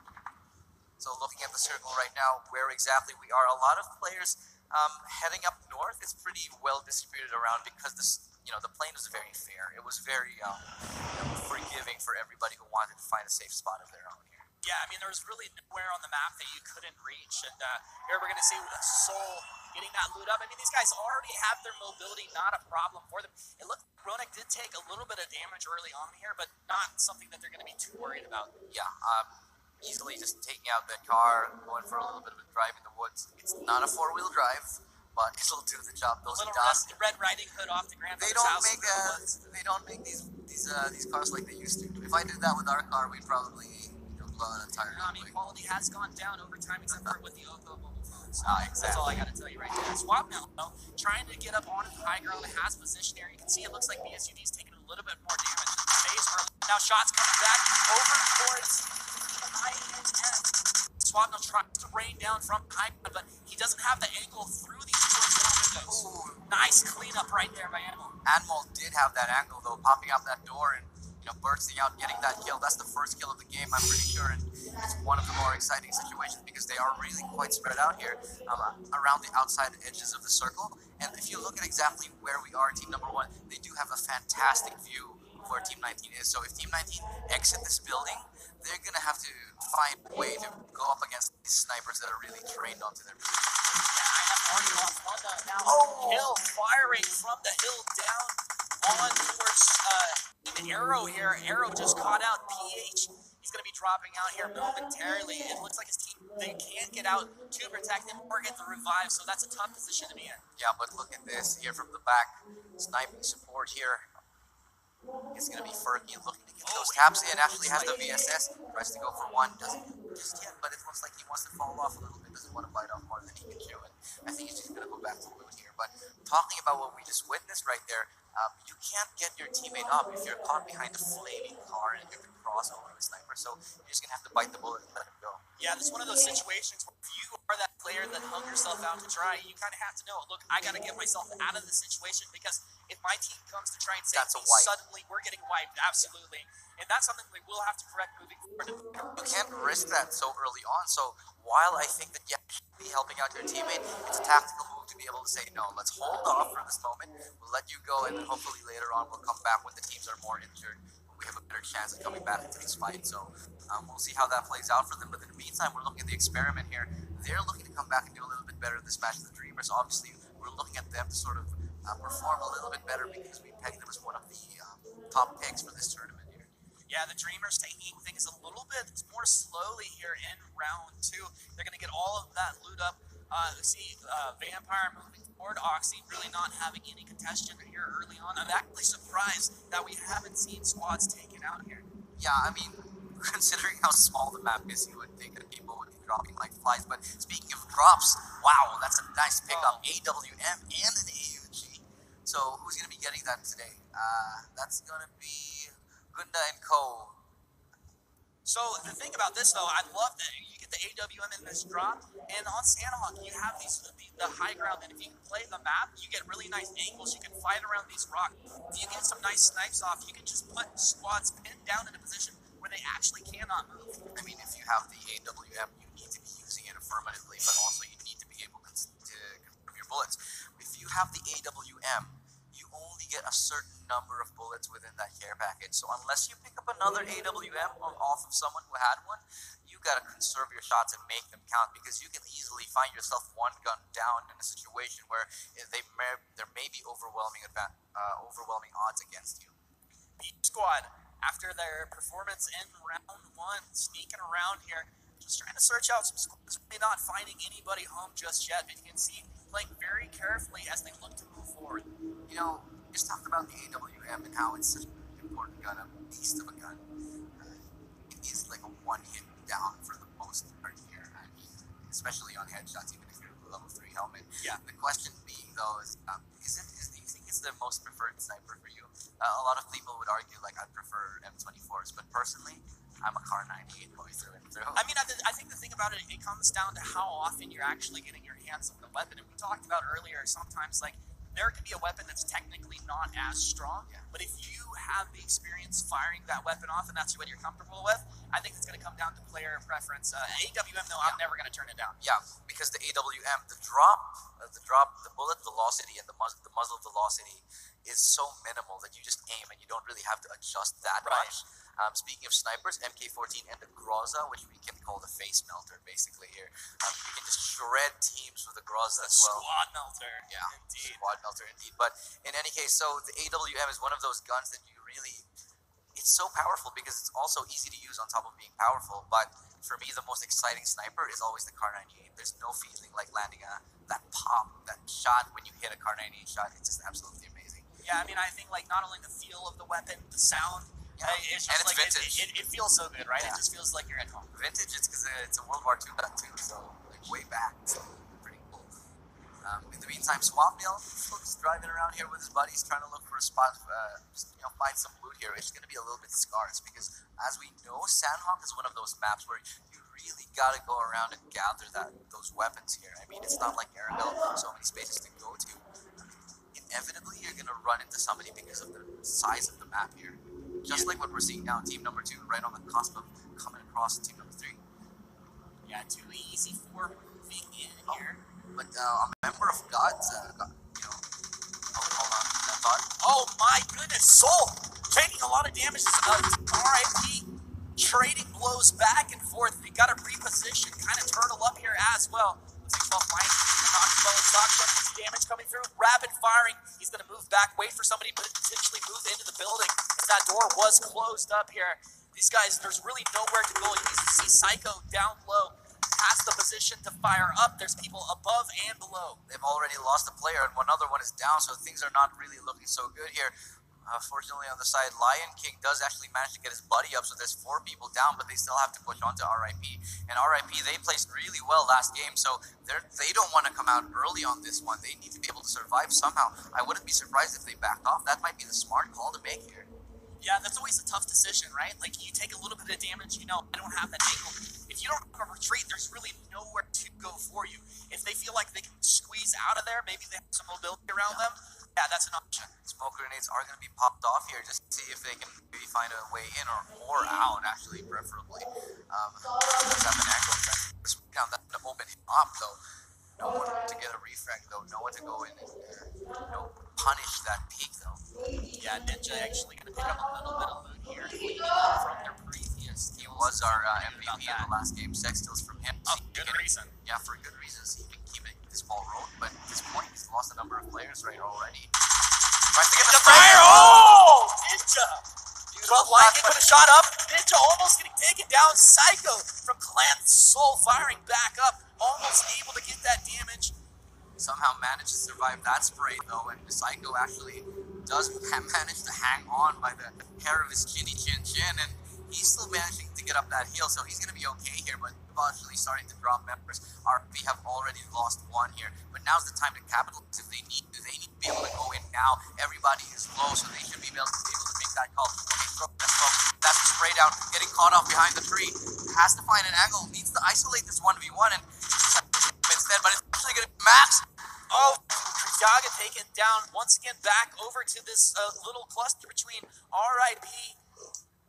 He's going to go ahead and try throw nades into the building here. Psycho once again trying to peek around the edge. Doesn't quite have the angle, but they know where Rabbit's hiding right behind that tree. Yeah, this is not a good sign right now. They've lost 2 players, about to be, could be 3. 1 is down, and if they don't act now, heal up and make a decisive move, this could be all over so early for them. I mean, so is Psycho, the new guy. We've talked about him again. He really has to come into his own and prove, make his moxie, Yeah, it's kind of tough. Like, when you come into a team, you have to make your bones, but your team has expectations. You have to fulfill your role first and foremost before you start to make any fancy plays. And right now, Squad 99 in a tough position. Yeah, if there's any time, it's got to be now for Psycho. 1 more down on that side as well. So it's really a tough call here. RIP. Despite the fact that they lost 1 player, they managed to turn this fight around here. We're going to go ahead and start to check out a few other teams on the map. This is Funky Monkey, one of those teams that kind of flies below the radar. We didn't talk about too much, and you can see they're taking it a little bit more slowly here in round 2. Yeah, I mean, that's totally fine. It's a little bit earlier on, but it's actually some of the other teams that are really lighting up the server at the moment here. So let's see how Funky Monkey is able to adapt here. They want to be able to make a bigger statement. You never want to be one of those guys that just sort of skirts around the middle area. So they're waiting for their time to be, take this one, but looks like Mortal's actually somewhere on the map, got a whole bunch of drops, taking down a few, like an actual entire squad there, but currently just over at RIP official, pinned down over here, looking once again for that angle, not able to find it. We're going to see as the circle does start to close on in, teams, once you get into that situation where you're kind of in that standoff, there's nowhere to move, it's going to be mostly that circle or a third party that's going to force you out of your buildings. Yeah, I mean, you never want to be able to, be forced. Your hand never should be forced. We talked about how Team Soul played that last game, and Team Soul was always, as they said in the interview, they wanted to be always 20% in the circle, never be caught off guard, never have to fight outside of the circle. And really, at the end of that, they were able to pull it through here. So look at the circle. It's so tiny, it's so small, and yet we still have 18 teams up. I mean, there are so many angles that you can kind of hide from. Oh my goodness! AWM shot. Look at the shot from downtown Rebel, not able to land it just yet, but he has nice high ground advantage here. Team 2 Easy 4 looking for that aggression. Down on, you got Team 3 as well as 19 in the area, out in the open here. Yeah, gonna be able to get that shot before he gets on the rock. Fires, does not land it. Yeah, the timing wasn't there for him on scopes, unfortunately, at the worst time. Now sees one running through, not going to be able to get the vision here, but snaking in the grass here, hoping to find somebody. His teammates are all down or dead. Yeah, Team Arrow really just kind of moving forward in a super careful type of position. It looks like the Punishers and Maximus Alpha eliminated thus far. I'm not sure that they actually saw him there. Yeah, the M249 was actually get picked up here. Oh, big nice down. Damage, Riser knocked. Getting him off guard right there, but for this team here, Kieran does have to heal up. The position isn't looking good for him as they're right beside each other here. Actually, Team 10 right in front of them, so they're going to be having to make the move, and now would be the best time to be able to do that. Yeah, they're just using TPP around the edges here, hugging these walls, peeking around. And if they don't see someone, they don't like the positioning, they're not going to make that move. But as you see, circle starts to close in, it's going to force their hand. Yeah. Look at the south, southeast, southwest area of this map. I mean, all these teams are going to converge. It's going to be a bloodbath here momentarily. Okay, this is what's going to happen. Somebody's going to go to Quarry, and Quarry is going to be the next area that we're going to be talking about here because it is dead center in the circle of the map. Question is, do teams want to fight for this important piece of map control here? It's dead center, there's a lot of cover in it, you want to go for it, but the question is, do you want to come in early, do you want to risk it, or do you want to go in late? So it's really a big decision because, of course, if you come in late, the chances are somebody's already there, but you're safe from getting intercepted here. Let's go, Mortal, trying to find that position to fire out. There's multiple squads moving on in here. This is where Team Soul shines. Rebel firing uphill, got the damage. Spray down actually makes the connection, but the rest of the team, the Cavalry, is still here, waiting for that bait, trying to get that shot in, but he's going to get down, not going to make that connection, he's going to be dropping himself, so that's another down as well. The rest of the team, where's the backup? They're going to drop as well, so Proning in the grass, he has to make something happen. Shroudy is in a very, very dire situation. Yeah, not a position I'm too jealous of. Now Mortal, once again, he can see a lot of players moving out through the woods here. He's going to go ahead and get up from the prone position, firing down. Looks like he has the angle, but he just drops down right behind that fence and that cliff edge there. Okay, but they're going to have to move. They have to move because of the circle now. This is going to be easy pickings, like shooting fish in a barrel for Mortal. This is bad for Mortal. Actually, he's pinned. He needs to get out. Oh, he's no! Down. Mortal's been dropped, and he's taken down. Huge play to go ahead and take Mortal down. That was FaZe coming in from Team BSUD. This is what we were talking about. Mortal was in a great spot for the first couple minutes, but the fact that the circle wasn't on him, he had to get out. And the fact that he couldn't get out, he's straight down. But anyway, here we go. Back to the action here. Team number 8, that's Soul. They have to find a way to recover. They lost their in-game leader, but still, we can still feel it. Well, you know, also the thing is he's been dropped down, but he's still there ready to captain his team. Yeah. Give them advice on how to rotate. Queen moving in, getting the drop as well. Huge plays from back from Severny. These guys are just lighting each other up now. There's very few places to hide on the map in this moment. Teams converging. Team one building over to the right. It looks like Zoro almost dropped down from Piplup. Piplup taking damage from the building out of Team 18 as well. Yeah. Zoro pinned down. Funky Monkey's managing to hold on somehow, but no one's really taking this engagement. Now it's time for Zoro to make a move. Can he actually get the Bandidos? See if he can find a way to come back into this. They're pinned down into this village, though, and as we mentioned, they have to make a move. There are a number of players dropped around that area, and actually it's 3 squads here, so it's 9, I think it's 4, yeah, 9, 4, and 15. Is Oxy rushing into the building over here on squad 4? That's back from Severny. It looked like Oxy was going to try and make that play in, but he hangs back in this outer little hut. Yeah, and here we come into the tactical play. Of course, Oxy, they need to decide whether they're going for this or not. Funky Monkeys, they're also trapped in this position. They do have some angles, but they're trapped themselves, so some grenade work would be absolutely massive in this situation here. A couple of smokes if they have them, but it doesn't look like the case here. Rebel taking a lot of damage. Rebel taking it out. Not looking good for 2 Easy 4. Squad number 9 is dropping as well here. Got 2 people really low. He has to recover them. them too. So Stealth making things very difficult for this right now, and Team 15 is quickly approaching from the behind as well. Yeah, this is actually pretty decent for No Mercy. Obviously better than they did in round 1. In a good position. Nova getting knocked down, not looking good here for Oxy. Yeah, one player down. They can still make the revive, but Ironside lights him up. That's what you like to see. Yeah, you need to be able to make those connections, especially for the opportune moments, and that's the beauty here. Be able to play in that moment, but the circle is now beginning to pressure them. It's live or die here for the moment. See if they can make it out. Oh, they have a lot of low players, and now drop down. It's not very many places to go. Red's healthy. Let's see if Reds can keep teammates alive, possibly even get some revives. Yeah, but hot on their tails, nipping at their feet. Red trying to get that spray in. Doesn't make a connection. Does get a couple of them low, but has to heal up himself. But from the backline, Zoro, time to shine for him. He's got one down, but they've actually kept the squad up. Only 40 alive this time around. 3 squads converging. Squads 14, 13, and 7 now moving in. That's Immortals moving in from the east side here. It looks like this is going to be Team Firefrost getting pinched. Can Team Firefrost get them to stay alive? They've lost 2 now. Yeah, and here we are. We've talked about this. Quarry is the name of the game. This map control here. So it's going to be a matter of control that area, but it's the best. Firefrost firing. Exo, he's low. Exo staying alive, getting the damage. Looks like Roger dropping down. Immortals getting hammered. But look at this. Look at where the experiment's gone down. He tried to make a play. That was the perfect time to do it, but he wasn't able to capitalize so much. He got shot from the side in every angle. There were eyes trained at the location of the experiment. That's the in-game leader dropping down for the Dreamers. I didn't see Viper got knocked out as well. Now, Immortals here, floating in the grass. Do they know that there are other snakes in the area? And there are quite a few of them. They don't know that they're knocking on each other's doors here. Everybody's slithering around here, and it looks like Firefrost have advantage at this point.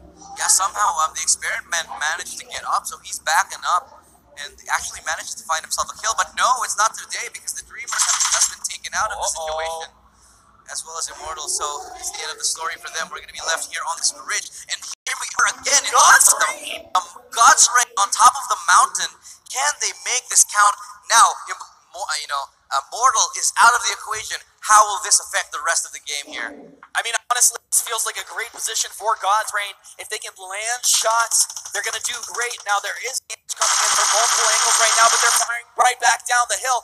God's Rain doing good work as Legend gets taken out. Living up to their namesake, just going up from above and taking down people. Fortunately, no fall damage. Rebel doesn't drop, but Ninja might be able to get down somebody. For more, this guy MVP of round 1 for good reason.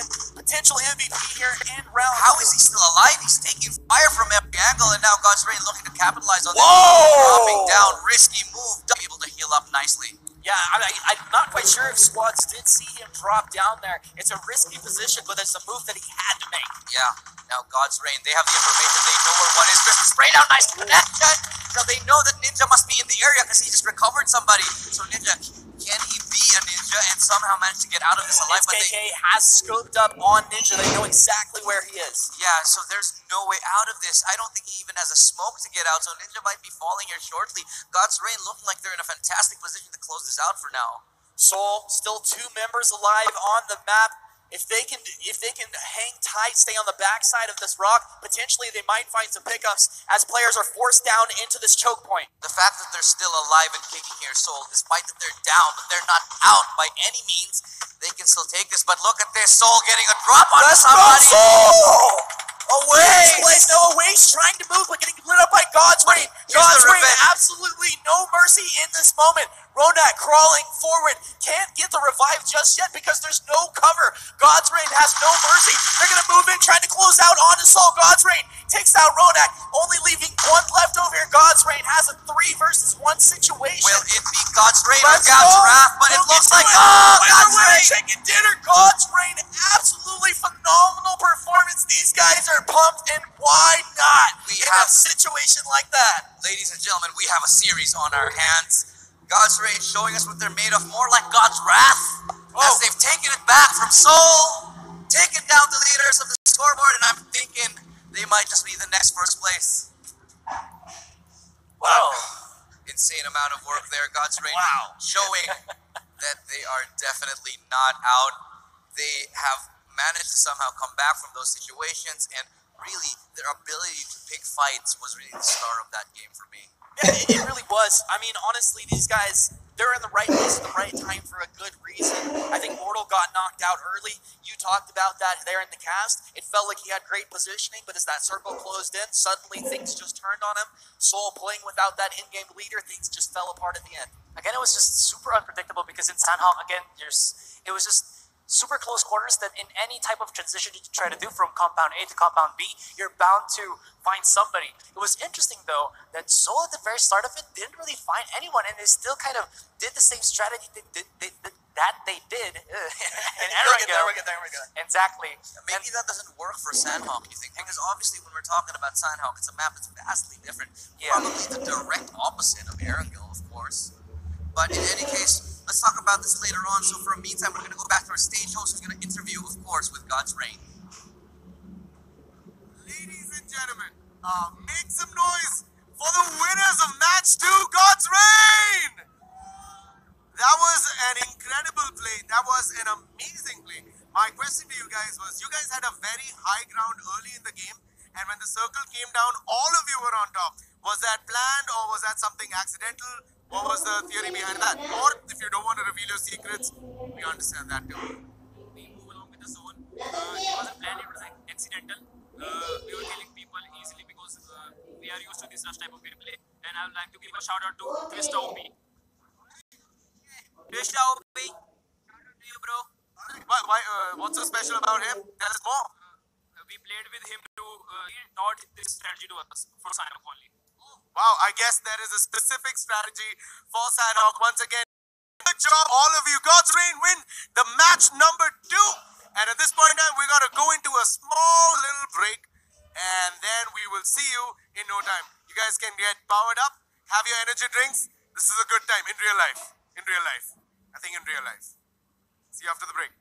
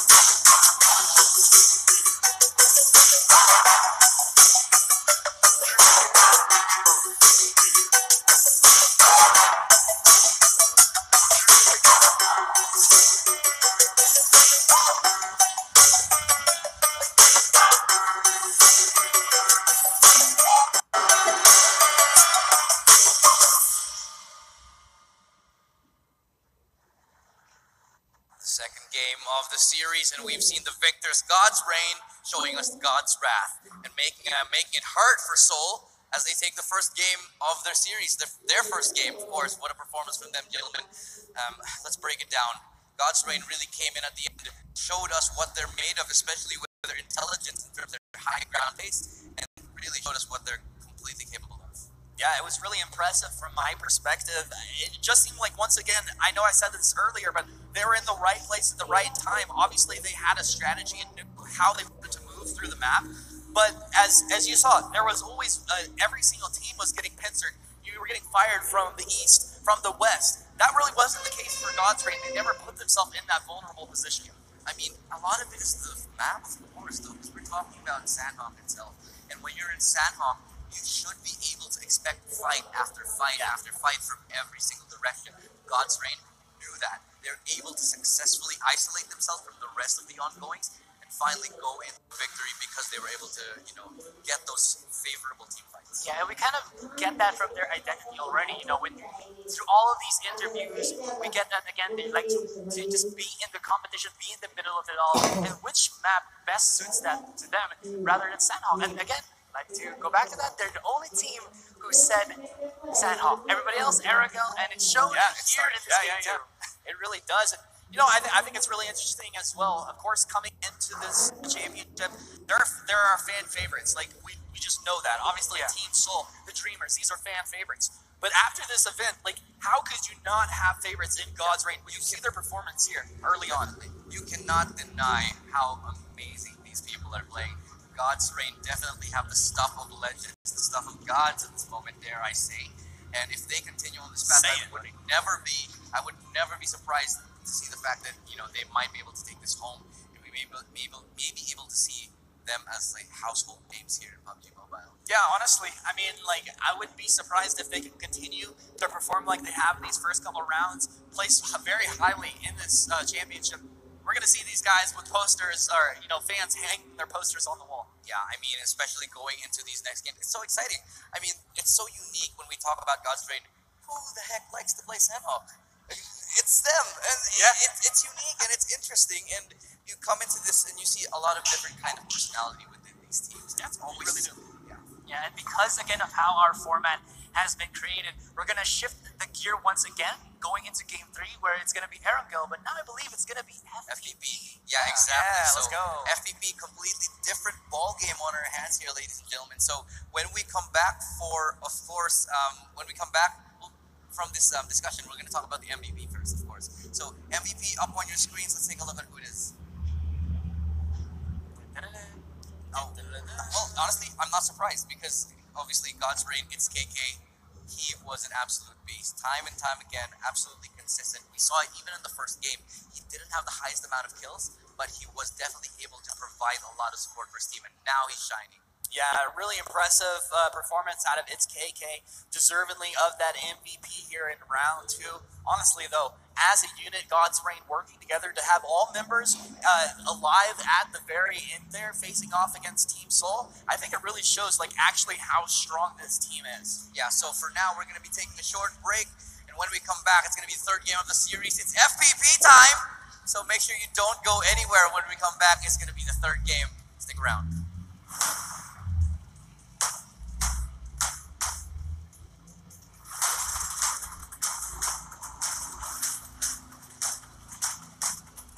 Right.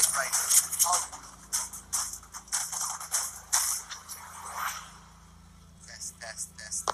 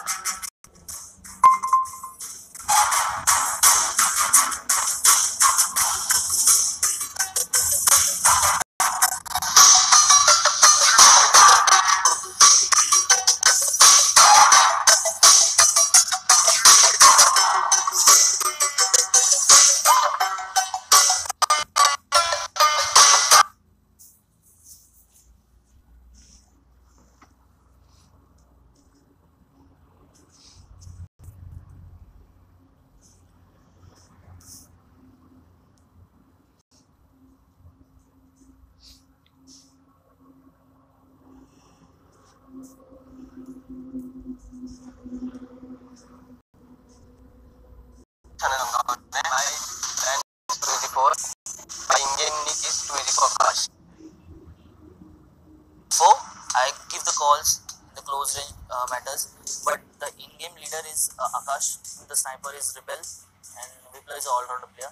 So we have a coordination like we play as a team, but we are like separated like duo players. Means me and Akash are one team and form one team, and Vipla and Rebel are one team. So we gather the information from all the map. So we spot the players and kill them. It's easy. Whenever we see enemy or we see the map from where the fires are coming, so we spot them before they spot us. That's why we have the most highest skill in this game. We must be very careful while taking the calls, where to push, from where to rush. They play very well and they take very well TPP because this game is all about TPP. You must spot your enemy before they spot you. We are like rush players, but in the scenes of tournaments, we have to play like TPP game. We rely on each other at that crucial moment because everyone in our team is a clutch player and we trust each other. That's why we form as a team. If we are like all dead, Biplav has a skill to clutch it 1v4. We trust him a lot. Things like he's very logical with the movement. Whatever he take the steps, will minutely move and he will take the TP, and then he will calculate the player's position and then he will rush on them. I would prefer SMG suppressor because it's easy to control recoil and it has a great fire rate. अगर shotgun भी मिलती है तो मैं ज़्यादा rush नहीं करूँगा, उसको आने दूंगा मेरे टीपी लेके उसको 1 मिनट में नॉक कर दूँगा. मैं M4 को फ्लैश हिटर लगा के यूज करता हूँ लास्ट सर्कल में. I just use Groza with a suppressor. Team INF spot में आ गए, एम में आ गए तो ठोक देंगे. 2 easy 4 team 2 easy 4.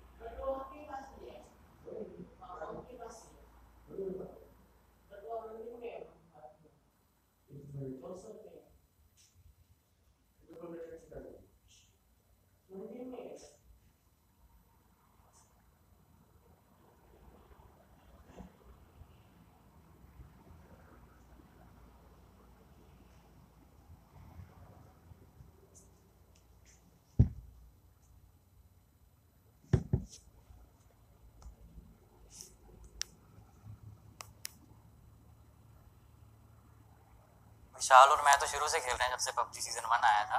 तो हमारी टीम पहले 2 और मतलब पूरा लाइनअप था और वो छोड़ दिया गया. तो हम दोनों ने पहले इसको अल्फा से बात करी खेलने के लिए क्योंकि ये बढ़िया खेलता था. बस रश की प्रॉब्लम है, वो सुधार ली इसने.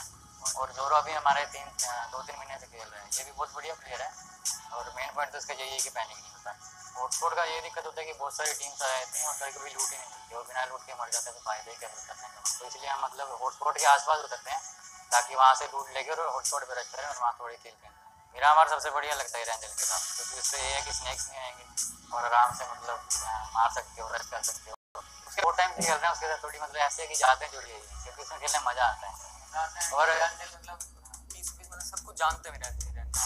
सब कितने क्लोज हो गए इस गेम के बाद. मतलब जो अलग अलग स्टेट्स के जो बंदे आज साथ बैठ के खेल रहे हैं इससे बढ़िया क्या होगा. मतलब बहुत ज़्यादा क्लोज आए हैं PUBG की वजह से. स्पेशली व्हाट्सएप ग्रुप बना रखे हैं तो वहाँ एक दूसरे को बस गालियाँ देते हैं अगर एक बार हार जाए तो. गलती मोस्टली एक की होती है और पूरी स्क्वाड चली जाती है उस वजह से. ज़्यादातर गलती विशाल की होती है क्योंकि ये हम तीनों रश कर रहे होते हैं, ये पीछे होते हैं. और सेकंड मोस्ट गलती इसकी 300 मीटर लूट रहा है अकेला ही, वही गोल नहीं गई. एक्चुअली सेमीफाइनल में मेरा परफॉर्मेंस अच्छा था, इससे बेटर था, खेलता इसलिए बढ़िया शायद उसका गुस्सा भी निकाल. मैं मैसेज देना चाहता हूँ क्वाड 99 के बंदे को जो यूज ही चलाता है. भाई तेरा नाम नहीं पता थे बट तेरे को पक्का भेजूंगा मैं. We are Funky Monkey and you are going down.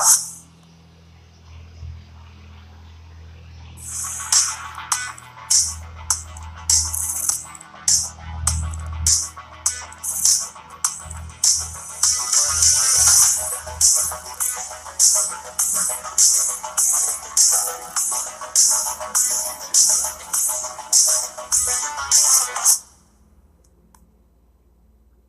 name is Siddharth. My game name is FFXO and I am from Kolkata. Myself, Prasoon Pallav. I am from Lucknow and I play for Team Firefrost as a IGL and in-game name is FF Frost. My name is Aman Shah. I'm playing from Team Firefrost. My main role is Assaulter. I'm from Ahmedabad. Hi, I'm Darshil Trivedi. I'm playing for Team Firefrost and I'm from Mumbai. I am the captain of the Team Firefrost. Roles were not defined at first because we all four come from different teams. He was from Pain, one from Godlike and one from Oxygen. So what we decided, we took our time, tried to figure out things, what is going best. हमारी journey बढ़िया रही है अब तक क्योंकि हम लोग एक न्यूली फॉर्म टीम है. Hardly we played for a month as we are from different clans. और हमारे कोऑर्डिनेशन में थोड़े इश्यूज थे but we did good. Like when we push into a house, we all were not holding angles and all. One the flanker was going anywhere. In round 2, we took our time, did a lot of practice and all. And then what happened was like in round 3 and all, our performance was getting better. Mostly all of us four were assaulters. The mindset of assaulters is like always positive. They have to rush into the houses and kill people. So that is what we do right now. We take the initial fights, we try to dominate them. If not, we retreat. We always have a backup plan. We always play with a backup plan. We took a lot of time to decide where we're going to drop and we always drop at the same spot in all tournaments and that is Novoren. हमारा play style same ही रहेगा mostly क्योंकि हमारा उधर सबसे ज्यादा confidence है mostly क्योंकि novo हमारा प्लेस है. We will be dropping no matter it is final, semis and group stages or qualifiers. So we are confident there and if any team comes over there, we are going to take the fight. We will try to dominate them. Kills are always important. They are beneficial because they boost the energy. Like whenever you kill or wipe a squad, the confidence level is very high. So I know the point, we will get now 15 points per kill, but we are going to play aggressive. हम लोग mostly कैसे करते हैं कि इसका एक Discord server है फायरफ्रॉस्ट करके. हम लोग उधर है ना एक मैचेस पूरा पहले खेलते हैं फिर उस पर हम लोग हमारा मिस्टेक्स पहले किया करते हैं, क्लियर करते हैं कि ये तूने क्या मिस्टेक किया, तूने यहाँ पे अंधा पुश कैसे किया. तो कैसे हम लोग एक गेम रिकॉर्ड करते हैं और फिर वही ग्रुप में सेंड करते हैं. वैसे ही हमारा कोऑर्डिनेशन बनता जाता है कि हमें ऐसे पुश नहीं करना है, ऐसी स्ट्रेटेजीज बनानी है, 2 कार 3 कार जो भी है. We are always ready for the challenges. Like when we formed a team, like there were teams before us, so we challenged them, we defeated them. We're always ready. It's a healthy competition. We are ready to challenge and get challenged. We are Firefrost. We didn't have a chance to go over it a little bit later, but we will talk about God's Reign and exactly where they stand, because currently as we go into the third game of the series, we may be looking at an upset here. I mean, Team Seoul, they placed really highly, so I wouldn't be surprised if they on the top of the scoreboard here, but God's Reign definitely making a showing, and I wouldn't be surprised to see if it is in fact going to be the case here. So we're not going to delay any longer. We're going to get straight into the next game, so Asurai and I will take it away, and here it goes. We'll take it away from you guys. Game 3, first person perspective, and it's gonna be a bit spicy here as we still don't know the points yet from, I believe, the second game, but we'll get back to that, guys. Don't you worry. We'll keep you up to date in the news of this game 5 game just grand finals here again for the Oppo PUBG Mobile India Series 2019. The plane once again implicating or doing the same thing that it did on game 1. Sort of at the southeast side, going up area. to the northeast-ish, maybe mid-lane area, mid-area, but so you know, it's kind of in this spot where a lot of teams can have a lot of mobility to go around the map. As you can see, people already picking up those UAZs. I do want to see if anyone goes to shelter, tries to pick up something there, maybe going to prison. That is always a very interesting thing to see, because you know, as we know, shelter is unlike any other place in anywhere in PUBG, because it is of course underground, so it's a little bit of a different kind of fight as you go and fight your way past tunnel after tunnel after tunnel. Maybe people are waiting for you there. Yeah, on my side, to be honest, I don't really like going in that area anymore because you're kind of like a hamster in a hamster cage. Yeah. You know, you're going to be scrambling around there, and the problem with that is, you said it already, it's underground. You make a mistake of actually being in the middle, and then teams just come out from like each other exit, you're screwed. At the same time, though, I feel like playing in shelter rewards people with great aim and great coordination. That's true. If you're a team that has a great aim, if you're a team that has great coordination with each other, you're going to be able to open up that shelter area, knowing where each other is in the tunnels. But at the same time, of course, you want to be able to take those aim tools successfully here. So earlier on, of course, wow, that's a quick kill here. God's Reign still not over their current situation. They're still keeping it going. They actually get a drop on stealth and follow it up with another one. That's, yeah. How is this happening? Where exactly are they? Yeah, we'll probably discuss this in a bit. The thing I want to point out from this one is we've already gone to 2 games already. We're almost half underway this tournament, and the teams that have shown to be the most consistent, and that's the thing that you want to have in PUBG Mobile, has been Soul and God's Reign.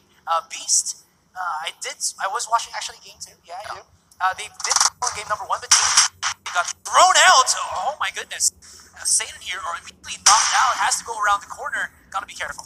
Yeah, Satan here definitely not in a good spot here. Hope his team can back him up just in time, but I don't know if we're going to be seeing that just now. As it looks like we're going to be taking a little bit of a road trip. Turn on sounds, ladies and gentlemen. We're going to be going out of town here with the SUD. Prezi, what's up? Hey, buddy. What you doing? Yeah, they're going to be looking for a better position. The problem right now is they got to be quick. They got to know, or at least the game sense to figure out the other teams won't be going in the outer rims just because it's going to obviously waste time. They don't want to be going to areas where it's already been So, played. yeah, already God's Reign, no signs of slowing down here in Severny. Yeah. They're looking hot. They look like they want to keep building up the momentum, and they're honestly looking scary. Because when a team like God's Reign, like this, they pop off, and they're suddenly so high energy and hitting every shot, it's almost unstoppable. Yeah. And something to just point out there is that God's Reign is one of the teams that actually came, once again, from the PUBG Campus Championship. This team is not a stranger to, again, competition, and they have showed this time and time again that they're the ones of teams who can really, again, rise up to the challenge, and they're just right now, they get the one spot kill, definitely be a good starter, and what this does is that it will allow them to, Severny at least in peace. Yeah, I mean, when you get Severny, there's still somebody here though, and 2 more players. They've only managed to find 2 more squads. Nice little Assassin's Creed parkour style there to get into the building, but Wall right. yeah, bring it back to Tony Hawk. Yeah, That was my favorite game. But in any case, so Team 8 still lurking around this area though. They can still make it difficult if they, surprise. Oh wait, this is Seoul also here, really close to, RIP. Yeah. See if they can make a mark here. They're all here in this George Bull area. Big space, lots of time to play, lots of time to loot. So I don't think we'll be able to see any action just yet from these 2 teams unless they spot each other out. Yes, RIP official I think has a better positioning than Seoul, just because they have the Apartments, the 3-floor apartments, and those areas, at least for the most part, have given me, at least from my experience, a lot, and I mean a lot of loot. Comparing it to the smaller compounds, in any case, they're so close to each other. I think they spawn out. Never mind, since his teammate. I feel like 50-50. The apartments, either you get a lot of good stuff or you get nothing. Yeah, that's Despite that it's way bigger. Sometimes you spend a lot of time looting and then you don't really find anything at all. But in any event here, it doesn't look like they're going to be running into each other just yet. I do like Soul's positioning because they're going for the apartments, the sort of townhouses, because it's a lot easier to loot. They can move around freely. Now they're going to head out to the warehouses, and they're open. They're never clustered. They're never confined into one space. They're unlike RIP. If you get stuck in an apartment complex, it's so hard to get out. Enough, but I feel like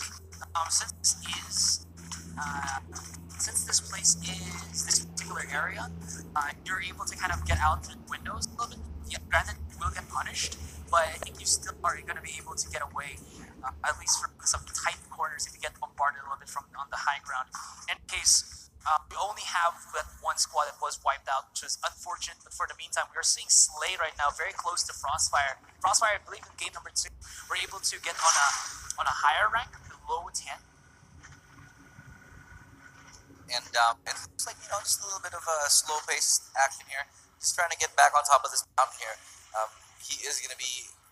That's going to be EXO. He's looking like he wants to just, have a little stroll along the countryside.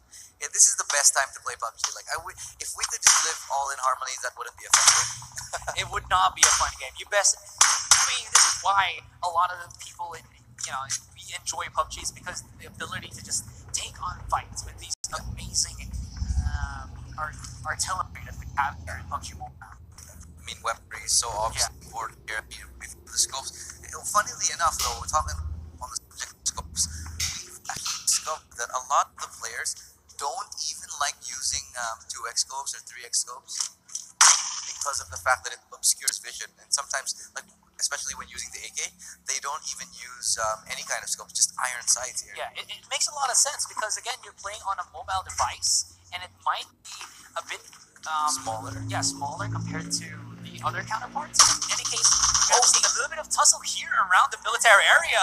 It seems like it's going to be squad number 5. That is the Punishers going up against the Dreamers. Dreamers but now they're looking to claim back themselves. But it seems like Punisher is looking to punish. This is not looking good. Squads have gone down left and right crisis. Nope, executed already. Squad 14 still going for the push. A little bit taking damage here. Experiment's still going off. He's still okay. One teammate might lose another, but he's got a little bit of an angle here. Spread out. Sure, they can still pick a fight here, but I still may have managed to come out on top if they position themselves correctly here. But you know, experimental. Oh no. He's okay. He's got another one. That's 3, and now it's all up to one person. He's got to get away. God making a mistake play, or really a mistake play, but the positioning that he had was not able to respond for his team. So it was Dreamers to wipe it out. So Dreamers looking pretty dang They good didn't here. lose a single person here. Exactly. This is looking so much better. This is what we want to see from Dreamers. When they're in a position that they're taking good fights, they're winning those engagements and showing their. You saw how they went in. They took that fight correctly. Even though one went down, the immediate frag was there. So there was a crossfire going into that room, but it didn't matter. The second that one of the members came down, the refrag, the trade frag was so quick that it was just enough to take down that engagement. And especially considering the fact that God was so far removed from that situation in another building, he couldn't respond and help out his teammates at all. Yeah, and because of that, they'll be able to claim themselves military base, which from the looks of That's no easy feat, and that has probably the most loot in the game. So yeah, hold that thought though. It seems like it's going to be a little bit of a tussle here from Funky Monkey up against RFP official. Has done a great job from game 1, got 6 kills for himself, and is looking to keep that momentum up for him. Throws out a little bit of a nade, squats him a little bit, but the other members from RP official taking quite a bit of damage, I think, from the high ground. Rapid that already is down, Funky Monkey. actually, so this isn't very looking good at all for him. So the rest of them, what a shot right there. Ninja goes down immediately as he peeks through the window. This is the danger that we talked about of FVP. You make a mistake, you peek incorrectly, you will be punished. Yeah, and something that some teams don't really do too often if you're coming from a TPP mindset. That nade beautiful. brings down Ninja as well to a fraction of HP. Takes a little bit of damage as well, gets some hits in, but Maybe another nade. maybe another. I don't know if he has any more. Nah, he's out. Yeah, in any case, just to finish what I was saying there. Actually, no, you know what? Never mind. We're going to go here because RP officials is already bleeding Ninja. Oh, Nobody no. was actually picking him up. His teammates, That's a little bit strange. I think, was very afraid to try to pick him up. That's strange that he wasn't able to get his buddy up right there because there was a lot of sticks that he bought. Just be trying to bait out a shot too much. Jumping out of the window, in fact, and taking some damage though. This is not going to end well. Yeah, Rapid, you can see that he was pushing a little bit onto the right side there, but gotta be careful as Funky Monkey has the high ground there at the tippy top of his condominium or the apartments right here. And usually they just say, you know what, we'll skedaddle. He actually hits the wall. This could be bad. He disembarks from the vehicle, and Rapid is gonna be playing. That's a little awkward, bro. Maybe? A little bit awkward, tries to get up the vehicle. Oh no, he's It's just fine. leaving. I thought he It's was running fine. over. He gets in the vehicle. We were like, what were you about to do? Okay. I thought it was a little bit of a miscommunication there. Their vehicle is burning. Oh, you don't want that to happen. Yeah. Oh, a little bit too close for comfort there. They're able to skedaddle away from the fight. But Do leave someone behind though. So this is actually a little bit of an interesting spot here though. I guess they don't want to take any more risks. Neither of these teams want to go out early. And we've stressed this. The importance of not getting eliminated early is so crucial here. yeah, But speaking of crucial, the AUG is in this box here with this suppressor. Nobody's near there, though. Yeah, nobody in the area is come and take it. But of course, the AUG, honestly, one of my favorite guns in the game. When it is fully modded, fully equipped, it is an absolute laser. You will shred people. yeah. That's why it's one of those care package weapons because it's just that good. In any case, you're spotting out Dante here from the side of RIFA officials. I think he was maybe looking from somewhere else as his teammates were going in, or rather, were trying to figure out a way to deal with the other squad. And we are seeing here Experiment and the other side of Dreamers. I think they were coming from military base. Picking up his buddy, Iconic right there. They have a vehicle? They survived. They're the ones who won that engagement in the military base. The problem is for them right now, they have to cross, right? Yeah. They have to get into a safer position. Sure, it's early on, but you have to remember that crossing the bridge of military is always a risk. And, you know, you never really know if there's somebody waiting on the other side to Yeah. take you down. It actually depends though, because from my experience, if that area already is covered by the blue zone, teams won't really go to the hassle of trying to heal themselves up and wait for the team to cross the bridge. But it depends. You're right. We'll see. That happens in any case. We're spotting out Seoul, who again performed very great on game 1. Game 2, a little bit shaky. I think they finished 3rd or 4th. Well, you have to also consider the fact that Mortal is obviously one of the best players here in the country. Yeah. Got knocked out so early on. He got isolated in a position he wasn't able to recover. He was taken out so early. That was a big blow to the firepower of Seoul coming into the game. And you saw it. Gunsring was easily able to take so many free hits and able to just close out that game in style. Yeah. In style and, you know, for a while. That's terrible. I don't know. I'm just looking for like rhymes. But yeah. Anyway, going back to the game though, looking at exactly where we are in the circle, it's a little bit still stretched thin here. We do see it landing around the Gatka area, and what I do want to bring out here is the mountain on top of Gatka. So everybody knows this mountain right above that area, and it's a favorite of a number of teams here. I wouldn't be surprised if we saw God's Ring go all the way up there because it's like their playstyle. They like to come up there. It's a good position to, you know, literally rain down fire on other people. Yeah. You can already see here that they're kind of scrambling for some compounds. So a lot of these teams, once again, won't really be looking for the fights. I feel like game 1, again, I keep going back to this one, but it's going to be a constant reminder that, guys, you don't have to go for fights. We're playing a really tough competition here, and if you try to force something and, you know, there's a team right in that compound, more so than not, you will get punished for it. And we did see that again from the first game. 2x on Omega, but will he spot out team number 6, who is team number 13, rather starting to creep up on them? But I don't know, they're right at each other. But do they know number 6 would be getting flapped immediately here? Very, very precarious situation as they find themselves on the top of Quarry. And we know it's a really strange place to battle because Quarry is a place that goes inward. So when you're playing from Quarry, you're either shooting upwards or shooting downwards. Rarely ever will you find yourself in a position where you're taking a level fight here. So it's all going to be about positioning if you're fighting in Quarry. It's so difficult here in Quarry as well, but since there is a lot of like verticality, once you try to get out of Quarry, you're kind of like slow in movement, so it's very easy for you to get knocked out by opponents. And There's it seems also like a lot of cover. Yeah, that's also true.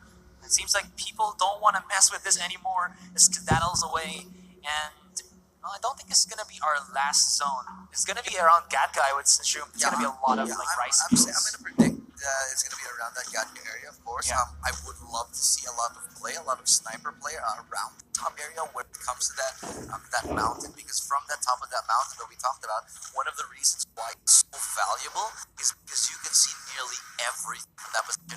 If you have an 8 echo or something like that, if you have all the vision you need, then, and especially if you have the driving skills, of course, you'll be able to, you know, sort of look down and buy yourself some time. Problem is, holding that mountain is literally like being a hill. That is prime real estate that people will be fighting over.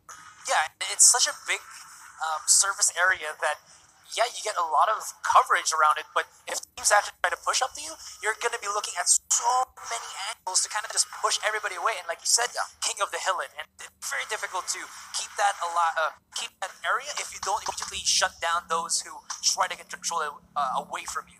Yeah, team number 8, really here just holding. They're pretty okay. Oh, they're taking quite a bit of damage. Yeah, though. they do have a sniper war ongoing with team number 9.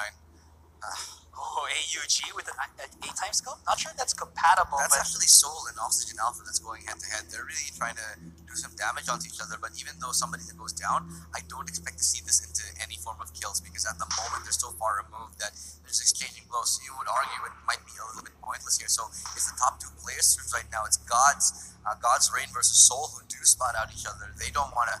Actually, neither of these teams want to take too much of a fight. yeah, it's They kind don't of want to commit. it's kind of like the Bermuda Triangle. You know, you have yourselves. That's so awkward. Yeah. Exactly. If someone else actually goes into the middle of that, they'll They're dead. immediately disappear. Yeah, yeah, you're right. Bermuda Triangle, they will disappear.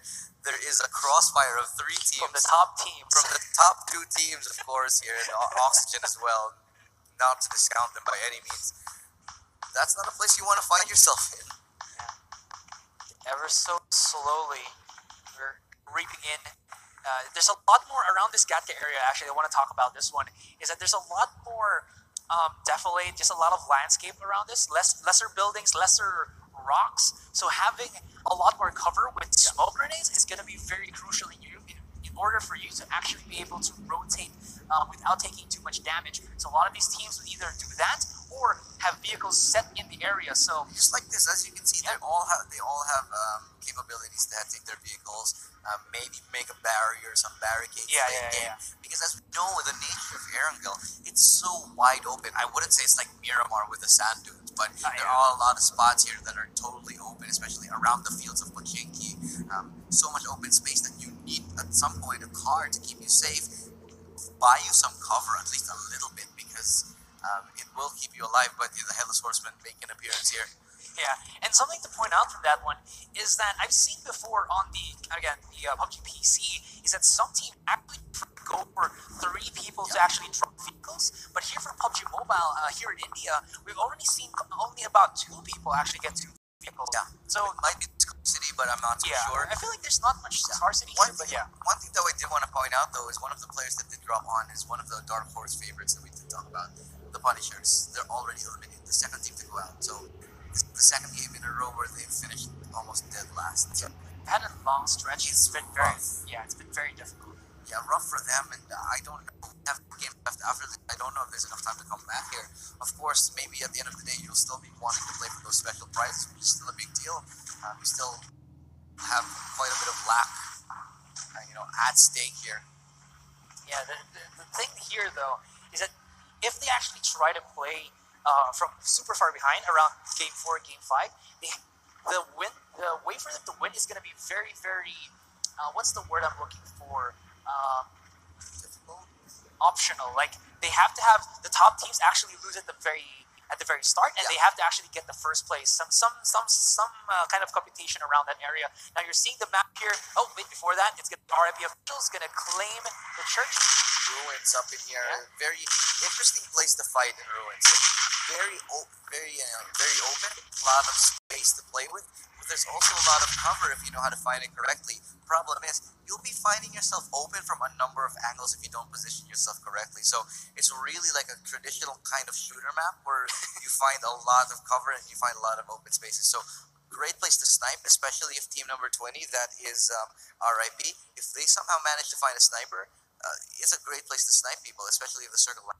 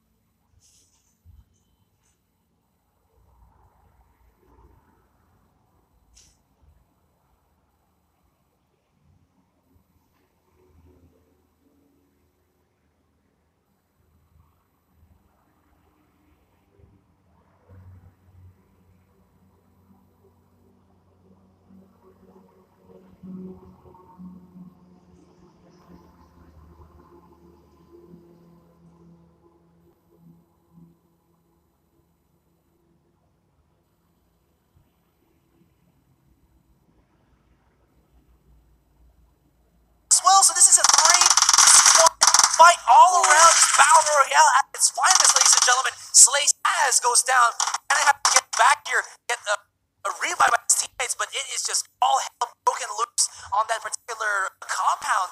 This is the aggressiveness that we've been talking about. If you're a team that likes to play aggressive, this is the time to do it. I mean, we're closing the circle. Oh, Slay actually finally goes down, and I think that's the end of their squad. 60 players left, and as we said, this is the time of the game that you really want to start getting those eliminations, because you want to be able to pick people's loot off, you want to be able to do damage to other squads, so that when it comes to the late game, you are more than equipped and you have as many members as you need on your side to be able to take those late game fights. Oh, man. You never want to be stuck in a 1v4 situation like what we saw earlier in the first game.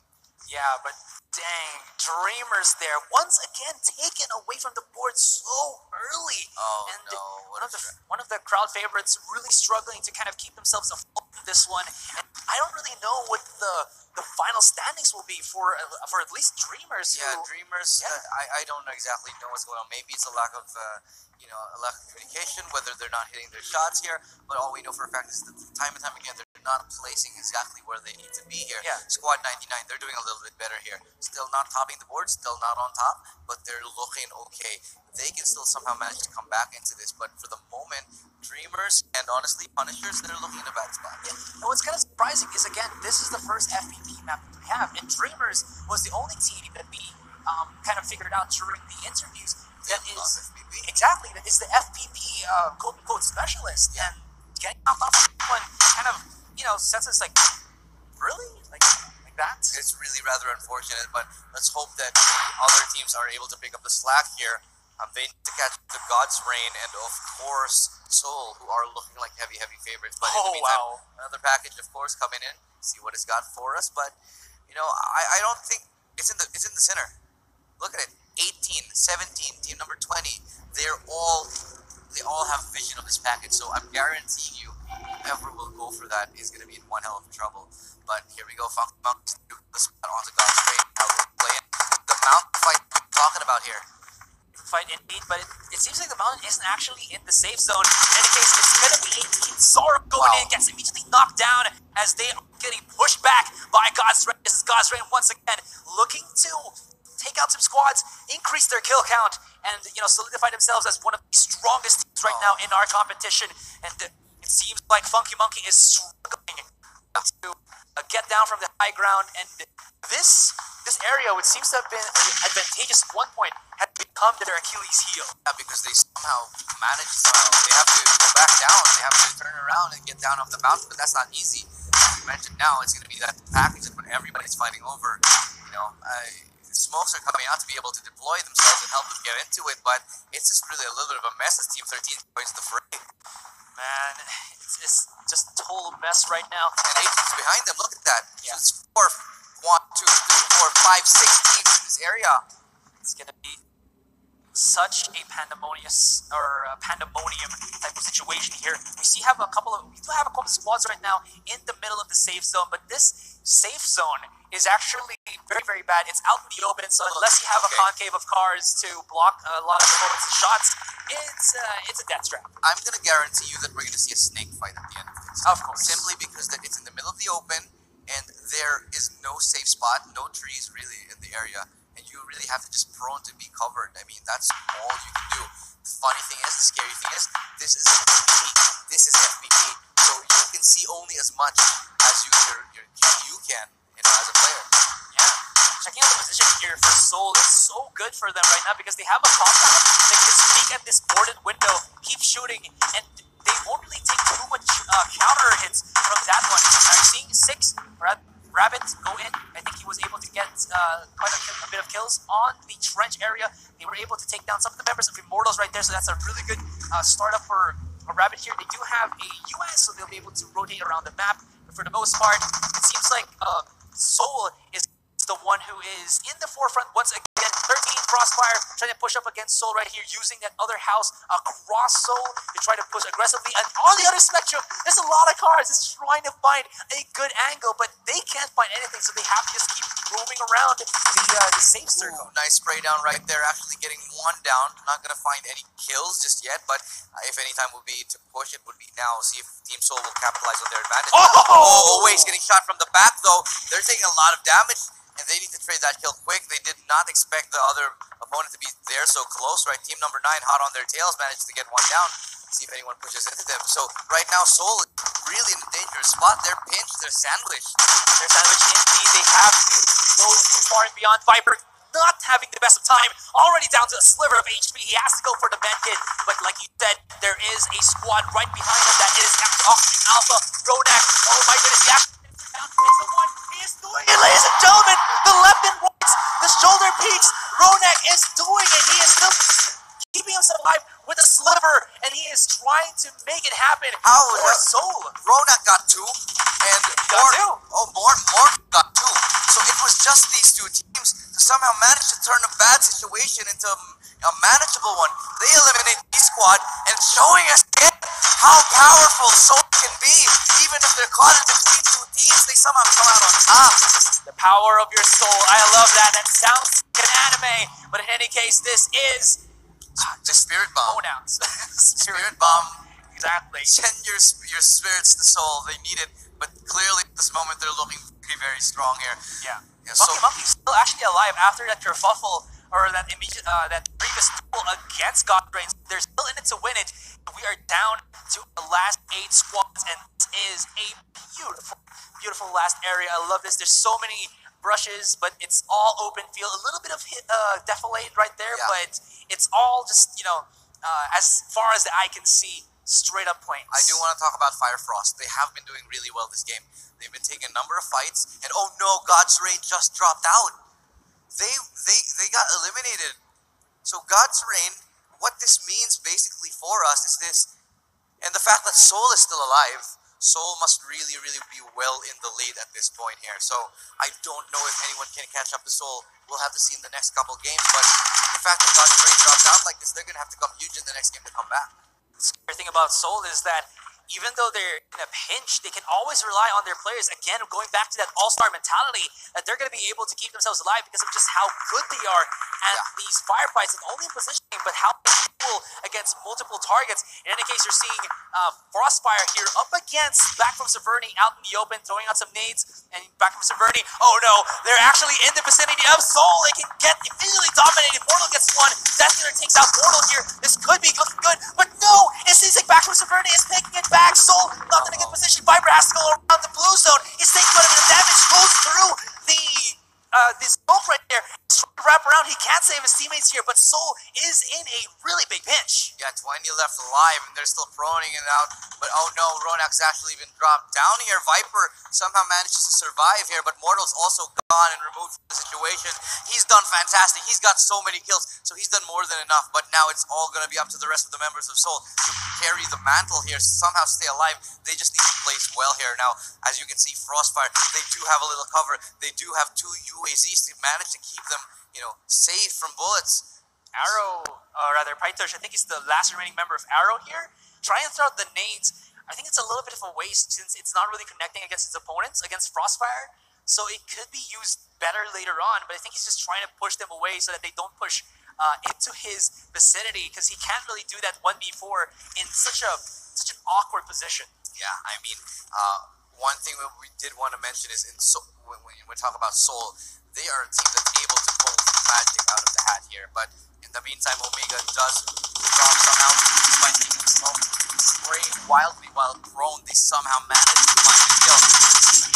Oh man, Rebel is not standing up. He has balls of steel, ladies and gentlemen, as he fears no man to actually take it away. He has a nice little tractor as well, kind of absorb a lot of the firefights, but in any case, it's just everybody's game. You see right there, the last remaining member of Seoul, Viper, is trying to play this as defensively as possible. The problem now is that he's outside the zone, and he is in the middle of everything. He has to go for the rotation, but look at the damage he's taking right here. He's pushing aggressively, but again, the zone is eating him up alive. Viper run! There you go! He gets taken down, he gets punished, and that will take away Seoul from the top 3. Only going to be top 4, and we have 3 teams remaining. This is the beautiful part. God's Rain is out. Seoul is out. Now is the time for other players to step up, for other teams to make their mark and somehow get into first place. This is the best chance we've had all day for somebody to come in and take the throne, take the mantle. Arrow, NST, and I believe Frostfire are the last 3 teams remaining. Finally, Praitush taken out by Fayaz there. So it's looking pretty dang good. Oh no, Frostfire in a real win spot as Fayaz is just, bringing down the fire onto that side as he just moves them down, busts them out. It has to be good because he gets spotted out as well, gets knocked out, and it seems like BH from RR takes it away. Last 3 teams out, Firefrost, NST. Gonna be 2 teams left right now. It's Frostfire. See if they can make something happen right now. But that's a nice thing. But now they're gonna be chasing him with bullet fire. He has to run away. How many members are this one? I think it's still 3 versus 2. No, 3 versus 3 right here. The nade. Oh my goodness, a little bit of a mini heart attack right there as he actually just next to the right side of Team Firefrost. EXO is ever so slowly pushing into the middle here as the zone is now collapsing. It is danger zone. There's no way to get that It's buddy crunch up time. right now. So Arrow versus Firefrost trying to make a name for themselves, trying to get the next, the next victory now that the victors are out. Oh! Nice Nade nade. one. Will make a little Nade bit of two. connection. Not going to take anyone down just yet, but now they're, from all angles, it's just a little bit of a crawl fest. See who can spot each other out first. It's really going to be about first contact. 3 versus 3 left. Practice is actually super low. I don't think he has any more heat. Oh, and somehow that just find the kill. Yeah, he couldn't actually deal with that anymore, but he will allow his teammates to kind of figure out where the remaining members of Firefrost are. They know that they're on the one corner here, and we're just seeing a lot of grass because they're all prone. They're respecting each other for the meantime. See the team just raining a little Wild bit. Spray will somehow connect and actually takes down one. Now it's a little bit of a 1v1 situation here.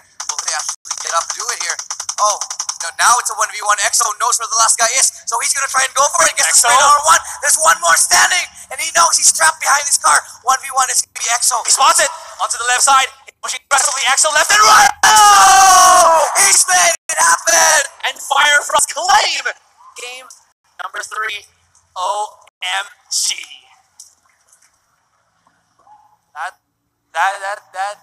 That was, it left me speechless. Yeah, absolutely insane.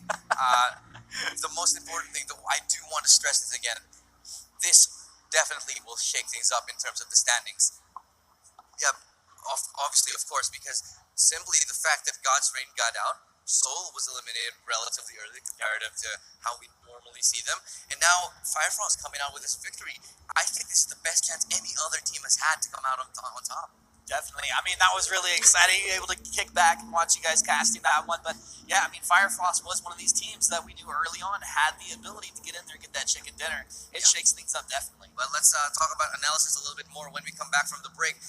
In the meantime, though, we're gonna be talking to the interview. We're gonna be talking to the host. He's got an interview on stage, so check out your screens. He's got this for you.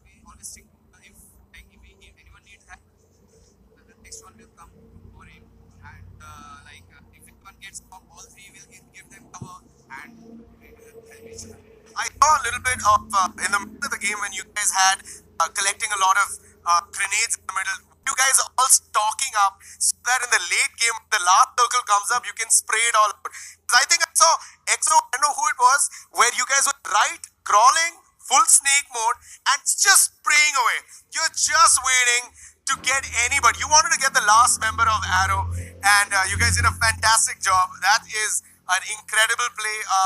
Are you guys going to have a good team huddle? We were a 3v2 situation. The plan was to find out the position of other two players. So we baited ourselves. He was the flanker flanking from the right, and when we got the position of other two, he just got into straight in and killed them both. That is an incredible strategy. Well done. This is what you call team play. Everybody make some noise. This is an incredible match. You got Firefrost wins the third match. We will be going to the fourth match in just some time. But before that, let's go into a break. Bye. Bye. Don't go anywhere though.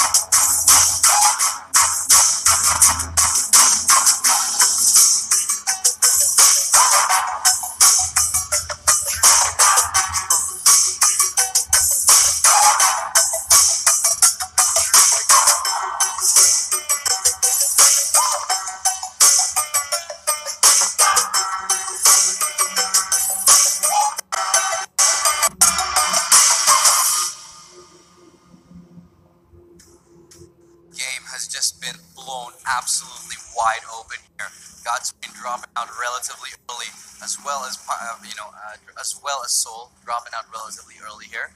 I mean, we've had a number of crazy turnarounds here, and this might be the start of one as we see a new team coming up to the top of the food chain. Yeah, can I just say, there's a little bit of the chink in the armor to how Seoul has been playing, because it kind of showed itself already in Sanhok, and it showed itself again here in Erangel, wherein they like to rotate around compounds that don't really have any opponents. But the problem with Seoul is, after they kind of do that, they don't really adjust to how the safety of the circle is, and they got pincered in to the point where they really gave their lives just to defend their compound. They didn't abandon it when it was still okay to do so, and once they tried to, it was already late, and they lost like 1-3 members straight off the bat from the bat there. This is the time of the tournament where we're starting to see a little bit of fatigue, I think, from both sides. I mean, we talk about how much these players give, how much they have to do, how much they have to, stay in focus mentally to be able to compete at such a high level, and it's exhausting. This is where they might be sort of taking a toll on their... It is, but I mean, these players definitely have the experience to grind out multiple rounds in a row. I think we got to give them credit that, yeah, I mean, there definitely can be fatigue for some of these guys. For some of these teams like Firefrost, maybe they're just starting to get going.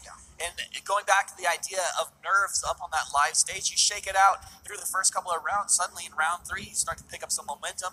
Going into 4 and 5, that can be a really big deal. I mean, you could say that, Frostfire here is getting a bit fired up. Frostfire. Speaking of fired up, A Song of Ice and Fire, right? Is that where they got the name? Maybe. But in any case, congratulations to them. They're going to be shaking up the scoreboard, definitely. I'm so excited to see it. And we're actually going to be talking about the MVP in just a second. But if I were to make a prediction, honestly, Mortal, even though his team got eliminated early, I saw him on the scoreboard. He got like 4 or 5 straight. Yeah. Like a lot of clutch plays, one after the other after the other. They've actually managed to somehow, find so many kills. I wouldn't be surprised if Mortal was our... Yeah, I mean, it's no surprise, like, when everybody comes in, having their favorites, going for Team Soul, and for very good reason. But if they slip up a little bit, everybody up there is so good. They're ready to pick up that slack, get the kills, move forward, get that chicken dinner. We see it right here in rounds 2 and 3. I just can't wait to see what's going to happen moving forward. Yeah, and we're still waiting on a couple of teams to come online, though. We've talked a number of times about the other teams, such as Punishers and Dreamers. Those are 2 of the teams that we really expected to come alive here. Yeah. The problem is, for this tournament, we haven't really seen them come online.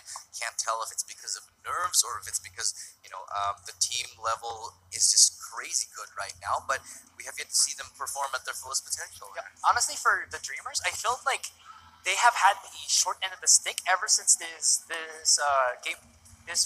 rounds started, because you saw that game 3, they were able to just handle one versus one in terms of squads super easily, and then they went up somewhere near Gatka. They were going pretty well against their opponents, but then somebody else comes from behind and wipes them out. So I think it's just fair chance that they keep getting wiped out. They can't catch a break. Yeah, exactly. These awkward scenarios. I mean, if that's happening over and over, though, at some point you have to adjust. And maybe it's them just getting a little bit too far forward, thinking, hey, yeah, we see our opponents, we have the angle, so we're taking shots. Suddenly, that's drawing in other squads onto them. And just kind of take a moment to reassess your situation, make sure that nobody's approaching you from the flank, dial things back here. But I gotta say, I'm really not too impressed with what I've seen thus far. I know they could definitely bring things back. It's a little easier said than done, I'm sure. But in the meantime, congratulations. We've got another winner on our hands. We've been giving away Oppo mobile phones, and congratulations to Nitish and Chital. Absolutely, excited to be giving away these phones. They are awesome, and I can't wait for you to get them. If you want to take part in this giveaway, if you want to be able to win some Oppo phones for yourself, the mechanics are absolutely simple. Do you guys want to tell them how to do it?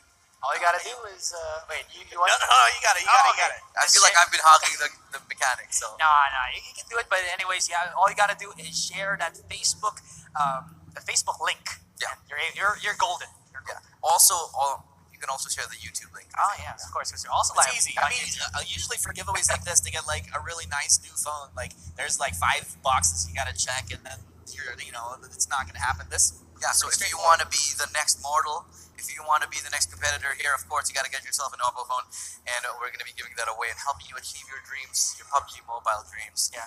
It's just Speaking of Mortal, you know how his name isn't really up to his skill level? I feel like it's because it's a play on word. Because, oh, what's your name? I am mortal. See what I'm saying? Because like he's very punny. yeah, That's still processing for me. yeah, because like I am mortal, right? If you put that together, immortal. See, You get it? We'll watch the replay back with you. And Whatever you say, man. I get it now. I'm refusing to accept it. you have to accept it, man, because it makes sense. But in any case, we're just about ready to talk about, I think, God. Yeah, that's this. Bro. Congrats, of course, 1 million crore is up for grabs here. 575,000. Not 105, not 575, not 5,705. It's 575,000 people have come up in here to be a part of this tournament here, and now we are left with the 20. It's absolutely insane that it's such a thing. It's such a huge thing here, and we have the best of the best, and they're starting to show. But the most interesting part for me is that we say that we've seen the best of the best, but there's more bests of the best coming out here. Fire Frost showing us what they're made of. They're really, really emerging, and I think they're starting to warm up. they are, and you know what I love about this event so far is that we've had a different team take number one in every single round. You know, of course, a lot of events you're going to have a team take first place, round 1 and 2, maybe 2 and 3. A couple teams taking position 2 and 3 through this, but to have a different team take first place in every single round, it does show that this is anybody's championship to take. Yeah, I mean, anyway, in any case, we've talked about this enough. Let's talk about the MVP of the previous game. Check out their screens. EXO. Well, Hello, EXO. hello, EXO. I'm a little bit surprised, to be honest. It must have been a close one because I'm sure there were other players who had 4. Mortal, I think, also had a bunch, and Yeah, you can see. Yeah, you can see there was 1, 2, 3, 4 players that had 4 kills. So, a big significant number there. Like all of them came on, but obviously EXO with the winning play. Yeah, EXO, I mean, I think I really like how EXO played it really just smooth, like at the end in that high pressure situation where a lot of players can kind of panic, feel like, hey, I have to like force a play to happen. He was like just chilling, keeping cool, calm, and collected in the moment. Yeah, let's talk about the team scores coming up right now. See exactly where everybody is standing. So Oxygen Alpha not doing too fantastic. RIP, despite having good games, are still finding themselves in 13th place. Now at the very bottom, of course, the Punishers and No Mercy still unable to claw themselves up a little bit more. We did expect a little bit better for them. Yeah. Squad 99, another tragic story. Here it is. And Look at that. What? This is just for match 3. Oh, okay, this is from match. So three. this is All how right. many okay, points that they that's got. fair. All right, that was This like makes sense. cumulative already, but no. All right, so Team Fire Frost obviously taking the lead, gets 660 points. That's a lot, actually, because they get a total of 8 kills. NSD not too far behind, but let's see where it puts them in the overall scheme of things here. Now, Squad 99 is still sitting at the not the very bottom, but one of the very bottom. We need to see them come online, do a little bit better. What about the Punishers? Still also sitting at the very bottom, 230 points total. Yeah, total kills down at 0. Really not feeling too good. These guys yet to get any traction here in this championship. But here's the moment. Let's find out who's still on top. There you go. But this is a close one. Dude, I'm telling you, this is less than 100 points, the difference between Soul and God's Reign. Funnily enough, it's not Fire Frost who's in 3rd, but at a close 4th with NSD at 1,210. This game is so close. If NSD win the next game with a good amount of points, or even if Fire Frost win the next game, we'll see them skyrocket to the top here. I think it just goes to show like consistency is really key, performing like every round. yeah, as long as you're around that 1,000-point mark, you're still going to be able to. Kind of have a really good, a really legitimate chance in being able to come back. In the following matches, we still have 2 more games. So that's if you're able to get for 2 start points, it's like what 1,000 points. So Yeah, I don't know, probably. it's too I many mean, we've numbers seen for me. like 750, we've seen 650, we've seen 500. So Yeah. I'd say this is definitely up for anyone to come up and take it. Oh, it really take that is. trophy. But anyway, speaking of the players themselves, we've got a host on our desk coming up to talk to the players themselves and find out more about them right now.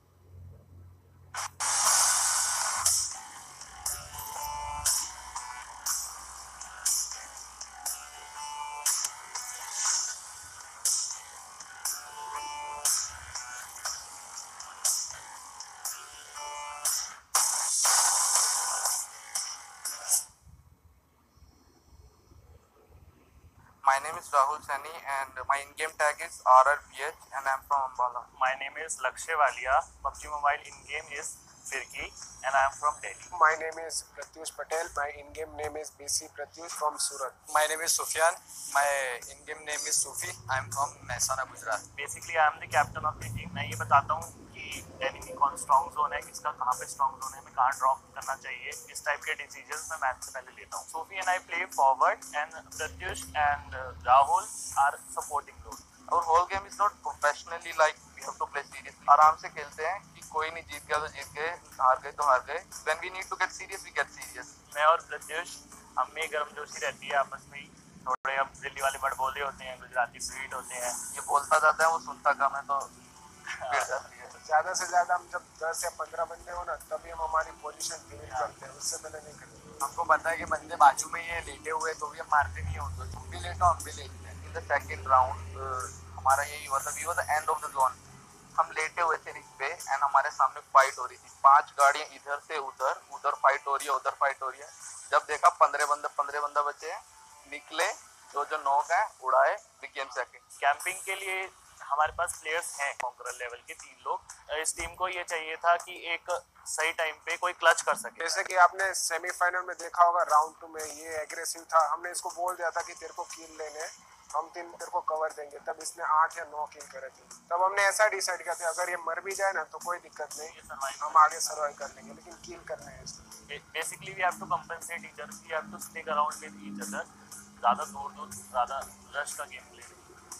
Everyone came in final, तो सभी pro player हैं, तो किसी को lightly नहीं ले सकते. तो सबके लिए स्ट्रेटेजी बनाना इज वेरी हार्ड. तो हमने खुद के लिए स्ट्रेटेजी बनाया है, how to counter everybody at the same time. अभी तक तो खेला करके पहुंच गए यहाँ पे. अभी we have in a final, तो जीतना पड़ेगा. अभी तो वो दिक्कत है. 100 बंदे उतरते हैं, आप 100 बंदों को मार के जीतते हो ना, तो उसका अलग ही मजा है. You are the only guy remaining, you have the last laugh. अब सबके पास सेम फोन है, लैन है, सेम वाईफाई है, तो अभी इस बार बदला लेना है. दो के मारना है, उनको ही ढूंढना है मैप पे कहाँ पे है और उनको ही खेलना है बस.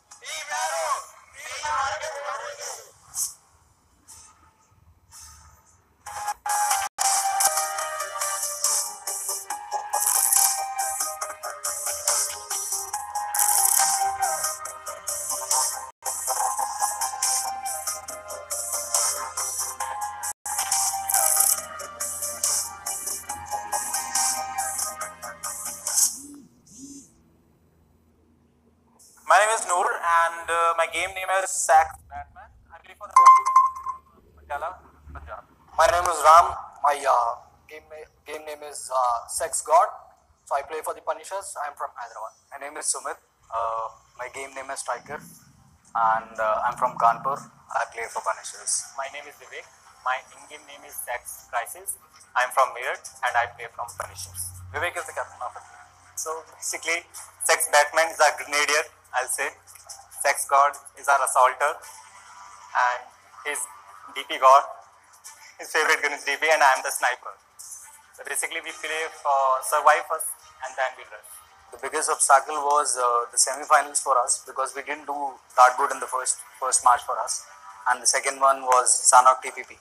So it was kind of, playing a TPP in a Sanok. It's really, it's not that easy. Then the last game it was do or die for us, but we were able to cleanse that one, and that was the point where we were in being clutched. Well, positioning and being cool man is very crucial in the last minutes of the game because you are in a critical situation and there's a lot of pressure and you don't know where the players are. So you have to be in a very comfortable and a very good cover in order to, get the game, get the chicken dinner. I think it has got a revolution in the country because prior to PUBG there were PC games available. We played CSGO, we played multiple PC games, but many people can't afford PCs at home. So it's a kind of revolution and it's giving empowerment to the people who actually want to play games and groom up their career in that. Tournaments like this, so they are actually a very good opportunity for such players. They are like very new players, but they have talents and they emerge out of these tournaments. I think there are multiple teams there. They have outperformed others. I won't name the teams because all the 20 teams are the best. They have won the games and they are here, and it's a tough competition ahead, and we are looking forward to it. We'll try our best, and there is no team that we are afraid of. Yeah, We are positive. We are positive. Yeah, we are positive. it's always one game at a time. It's all about, I think, luck.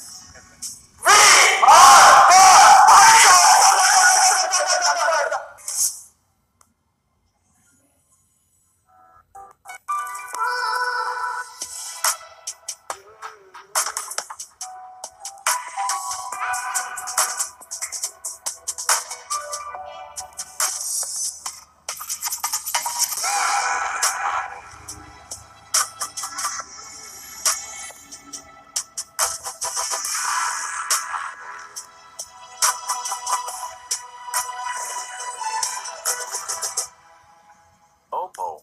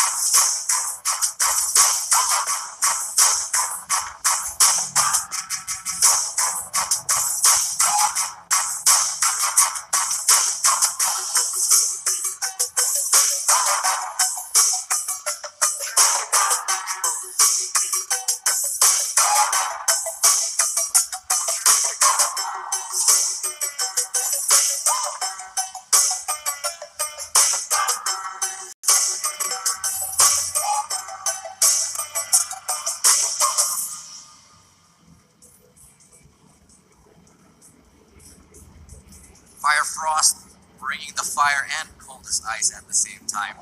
Coming out on top of that with that first place victory, bringing them very, very close, of course, to the top areas. They're like in fourth place, I think. No, fifth, fourth or fifth. Fourth Yeah, place. something around that point. But anyway, the game's blown wide open, and at this point in time, this next match is probably going to be, I would say, probably the most crucial one, because this is the most wide open we've seen the game. So this is really going to tell the story of who is going to be more or less in contention to take home this trophy. Yeah, I mean, definitely. If we see Team Soul or God's Reign place very high, obviously it can start to be a bit of a runaway.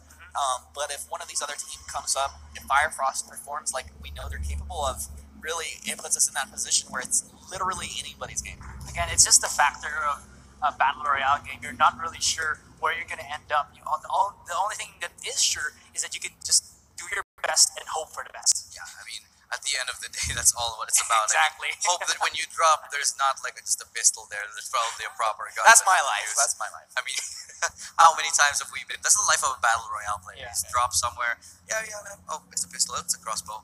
What do you I am waiting for that person though to bring out the crossbow as the new meta.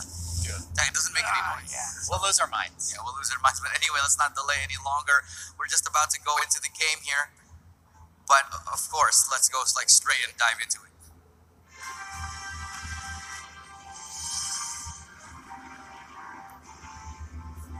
Oh, okay. All right.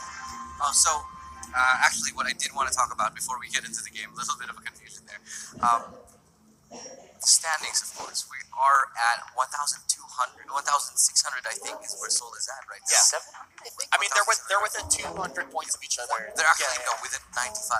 Wow. The second placer is 95 below, and everybody's really, really close to contention of it. So at this point, what I want to know is, how does this affect your game? If you are Seoul, if you are God's Reign, what do you want to do? If you're God's Reign, do you want to go and look for, Soul? Do you want to try to knock him out? Do you want to just play your own game and see if you can do better, or do you want to play a little more passive? I mean, I think we'll see passive play, honestly, because for Team Soul, who had the confidence early on, the confidence of the crowd and everybody else, they're in a position suddenly where they're vulnerable. The god has bled, so to speak, and with this wound, it's going to make them think, hey, we need to tighten things up. I wouldn't be surprised to see them a little bit tighter as a squad as they move around to make sure that nobody's getting picked on. Yeah, but we'll see if, of course, they can tighten things up, and whether the gods can reign true, whether Soul will take over, or will Fire Frost bring the ice and fire. Take it away, boys. It's all yours. All right. Thank you very much. Yeah, thank you. Another team that is actually creeping behind these other ones again is Fire Frost, and this was the other kind of dark horse reveal I wanted Dark Horse team I was talking about. They were only formed about a month ago. 55 total kills on this particular team during the online qualifiers. And one of the biggest things during the interview that when we were able to kind of question them is, what is your biggest strength? And they even answered their biggest strength and biggest weakness is coordination. So it kind of just goes around that if they're able to communicate properly with each other, they can definitely pop off. You saw it in Game 3, but if they're not able to, they kind of fall around the seams very quickly, which is what happened at least from the previous before that. Straight up the get-go. Look at this one, RP official, blowing back punches. Taking down incredibly early here. Are going to have this action popping off between RIP Official and BSUD. Now, RIP Official definitely performing in the first few rounds here. It would be crazy to see them get He's spotting one out here. Ninja going for the push. A little bit aggressive there. He does have the AKM. Doesn't have a different weapon, I think, from the looks of it. No, never mind. He has an M16. So he's really just pincering down BSUD. Interesting to see that this is squad 19 and 20 right beside each other. Yeah, 19 and 20 respectively here. Honestly, like, we almost had players getting knocked out by everybody. We still had players parachuting down onto the map, which is actually crazy. Yeah, I mean, it's still pretty early and not letting up at all. Other hand here, looking like they're just gonna back away, as well as RIP Official. Of course, you want to get those really fancy kills, maybe get the one, but if you lose yourself in it, like literally, it's not the greatest trade-off. Yeah, if you think it's about it. not. I think they're both having the same mentality right now, which is, hey, like FaZe and Rapid both down on 5%, 10% health. Yeah. They need to get the medkits. They need to heal themselves up. To help themselves up, and this compound right here, I don't think it's going to be able to kind of sate what these players really want for the most part. So they got to just skedaddle away from the fight and then reset. As we look to see a couple of these other teams rotating around the map right now. Eyes on the Punishers. The Punishers, one of the teams that I thought could potentially be a dark horse in this tournament, really just haven't performed thus far. Yeah. Not sure if it's like them just having, again, the nerves or some misplays, but for the most part, all of the fights that they had, no real success for them, have very few amount of kills, so it just goes to show that they haven't really been that successful with the aim fights. And here in Sandhawk, if you're not going to be able to step up quickly, the team will be there on the sidelines just looking to pick you up. Sometimes it's multiple factors that come into play, right? Maybe you misplayed, maybe it's not your day, maybe the RNG not technically on your side. Some of these factors come together. It'll make a winner, it can also make a loser. Right now, the Punisher is just kind of on the short end of that stick. But over back on BSD and RIP Official kind of circling around each other once again. It looked like they may decide to just fully split apart here. Fully split apart, but I think like BSUD actually has the upper hand or the advantage in this one, because you can see that RIP Official is just kind of going to the trails where their opponent is. So basically, all of the loot, the good loot, has been taken away by BSUD, which is look at RIP Official. They're like struggling to get at least some decent loot to maybe fight BSUD, and BSUD winning at the edge of this corner is just saying, you know what, we know what you're thinking, and we have the advantage. It's dangerous. Nice knock there as Batman take it down by Gunda. Nice move once again. It does feel like, if you're looking at RIP as well, like you said, a lot of the loot taken up. They're trailing behind BSUD over here. It feels like you want to sneak out of this area, right? Yeah. Like you want to, but also everything being looted up around. This map is just not too huge. Not too huge. And if they try to actually get away from BSUD and they spot them out, you can see that there's a huge amount of open area on the left side. So all they gotta do is actually go for the fight, and they have a better chance at it. Ninja up down immediately as BSUD is going for the attack here. They're pincering onto the side. Iron Fist is looking pretty aggressive onto the one. They're going aggressive. Rapid is down. Two members of RIP are the only ones left standing. First aid kit getting popped off here. That heals to be really nice. Looks like gets it off now. Batum taking on down. All right, the official trading blows here as Iron Fist moves in aggressively, taking the kill. It was only a matter of time. They didn't really have too much from there. I mean, they did try to go for a little bit of aggressiveness, but they were just trapped in that one compound coming in from left and right. They were pincered in. It was just a very common play, but it was a very effective play coming from BSUD. There's our boys, Team Fire. Got themselves a drop as well. So Team Firefrost is going to be sitting pretty early on here in this round. I think we have this compound all to their lonesome, so they're gonna have such a wonderful time just looting themselves up, and it's a really good area to actually defend themselves. So Frost has a helmet on Frost over here, so he's got to be feeling really good about that. they're standing pretty on that area. As you can see where our circle is going to be, a lot of teams out. See Seoul rotating in over from the east side here. There's really nobody to the south of them, so if they get an idea of exactly where the teams are, this could be a potential nice rotation for Seoul where they don't have too much pressure. It's true. The only possible hassle for them in terms of teams could be Arrow if they push a little bit more to the middle, or it could actually be also BSUD if they meet each other around Kampong. I pronounce it Kampong or Kampong. I'm not really sure, but anyways, that particular compound right there, the Mortals I think is going to be pushing a little bit more to the center, so they might at least encounter Arrow a little bit later on, but they should have good amounts of loot. Squad 14, that is going to be Dreamers. Yeah, a little bit very shaky in their side, but this care package might help them, not be too shaky in this game 4. Yeah, well, it looks like we do have a couple more knocks across the map. Immortals losing Roger as well. Experiments over here on this drop. Experiment is one player that definitely had some moments here. I think it's really important if Experiment can step up and play to that potential that we know he's capable of. Definitely need to see him kind of pop off from this one, but it seems like we have a little bit of a tussle here against Backmaster Vernie and Immortals. As Backmaster Vernie, they did really, during this entire game, the game 3 below, they did show a little bit of aggressive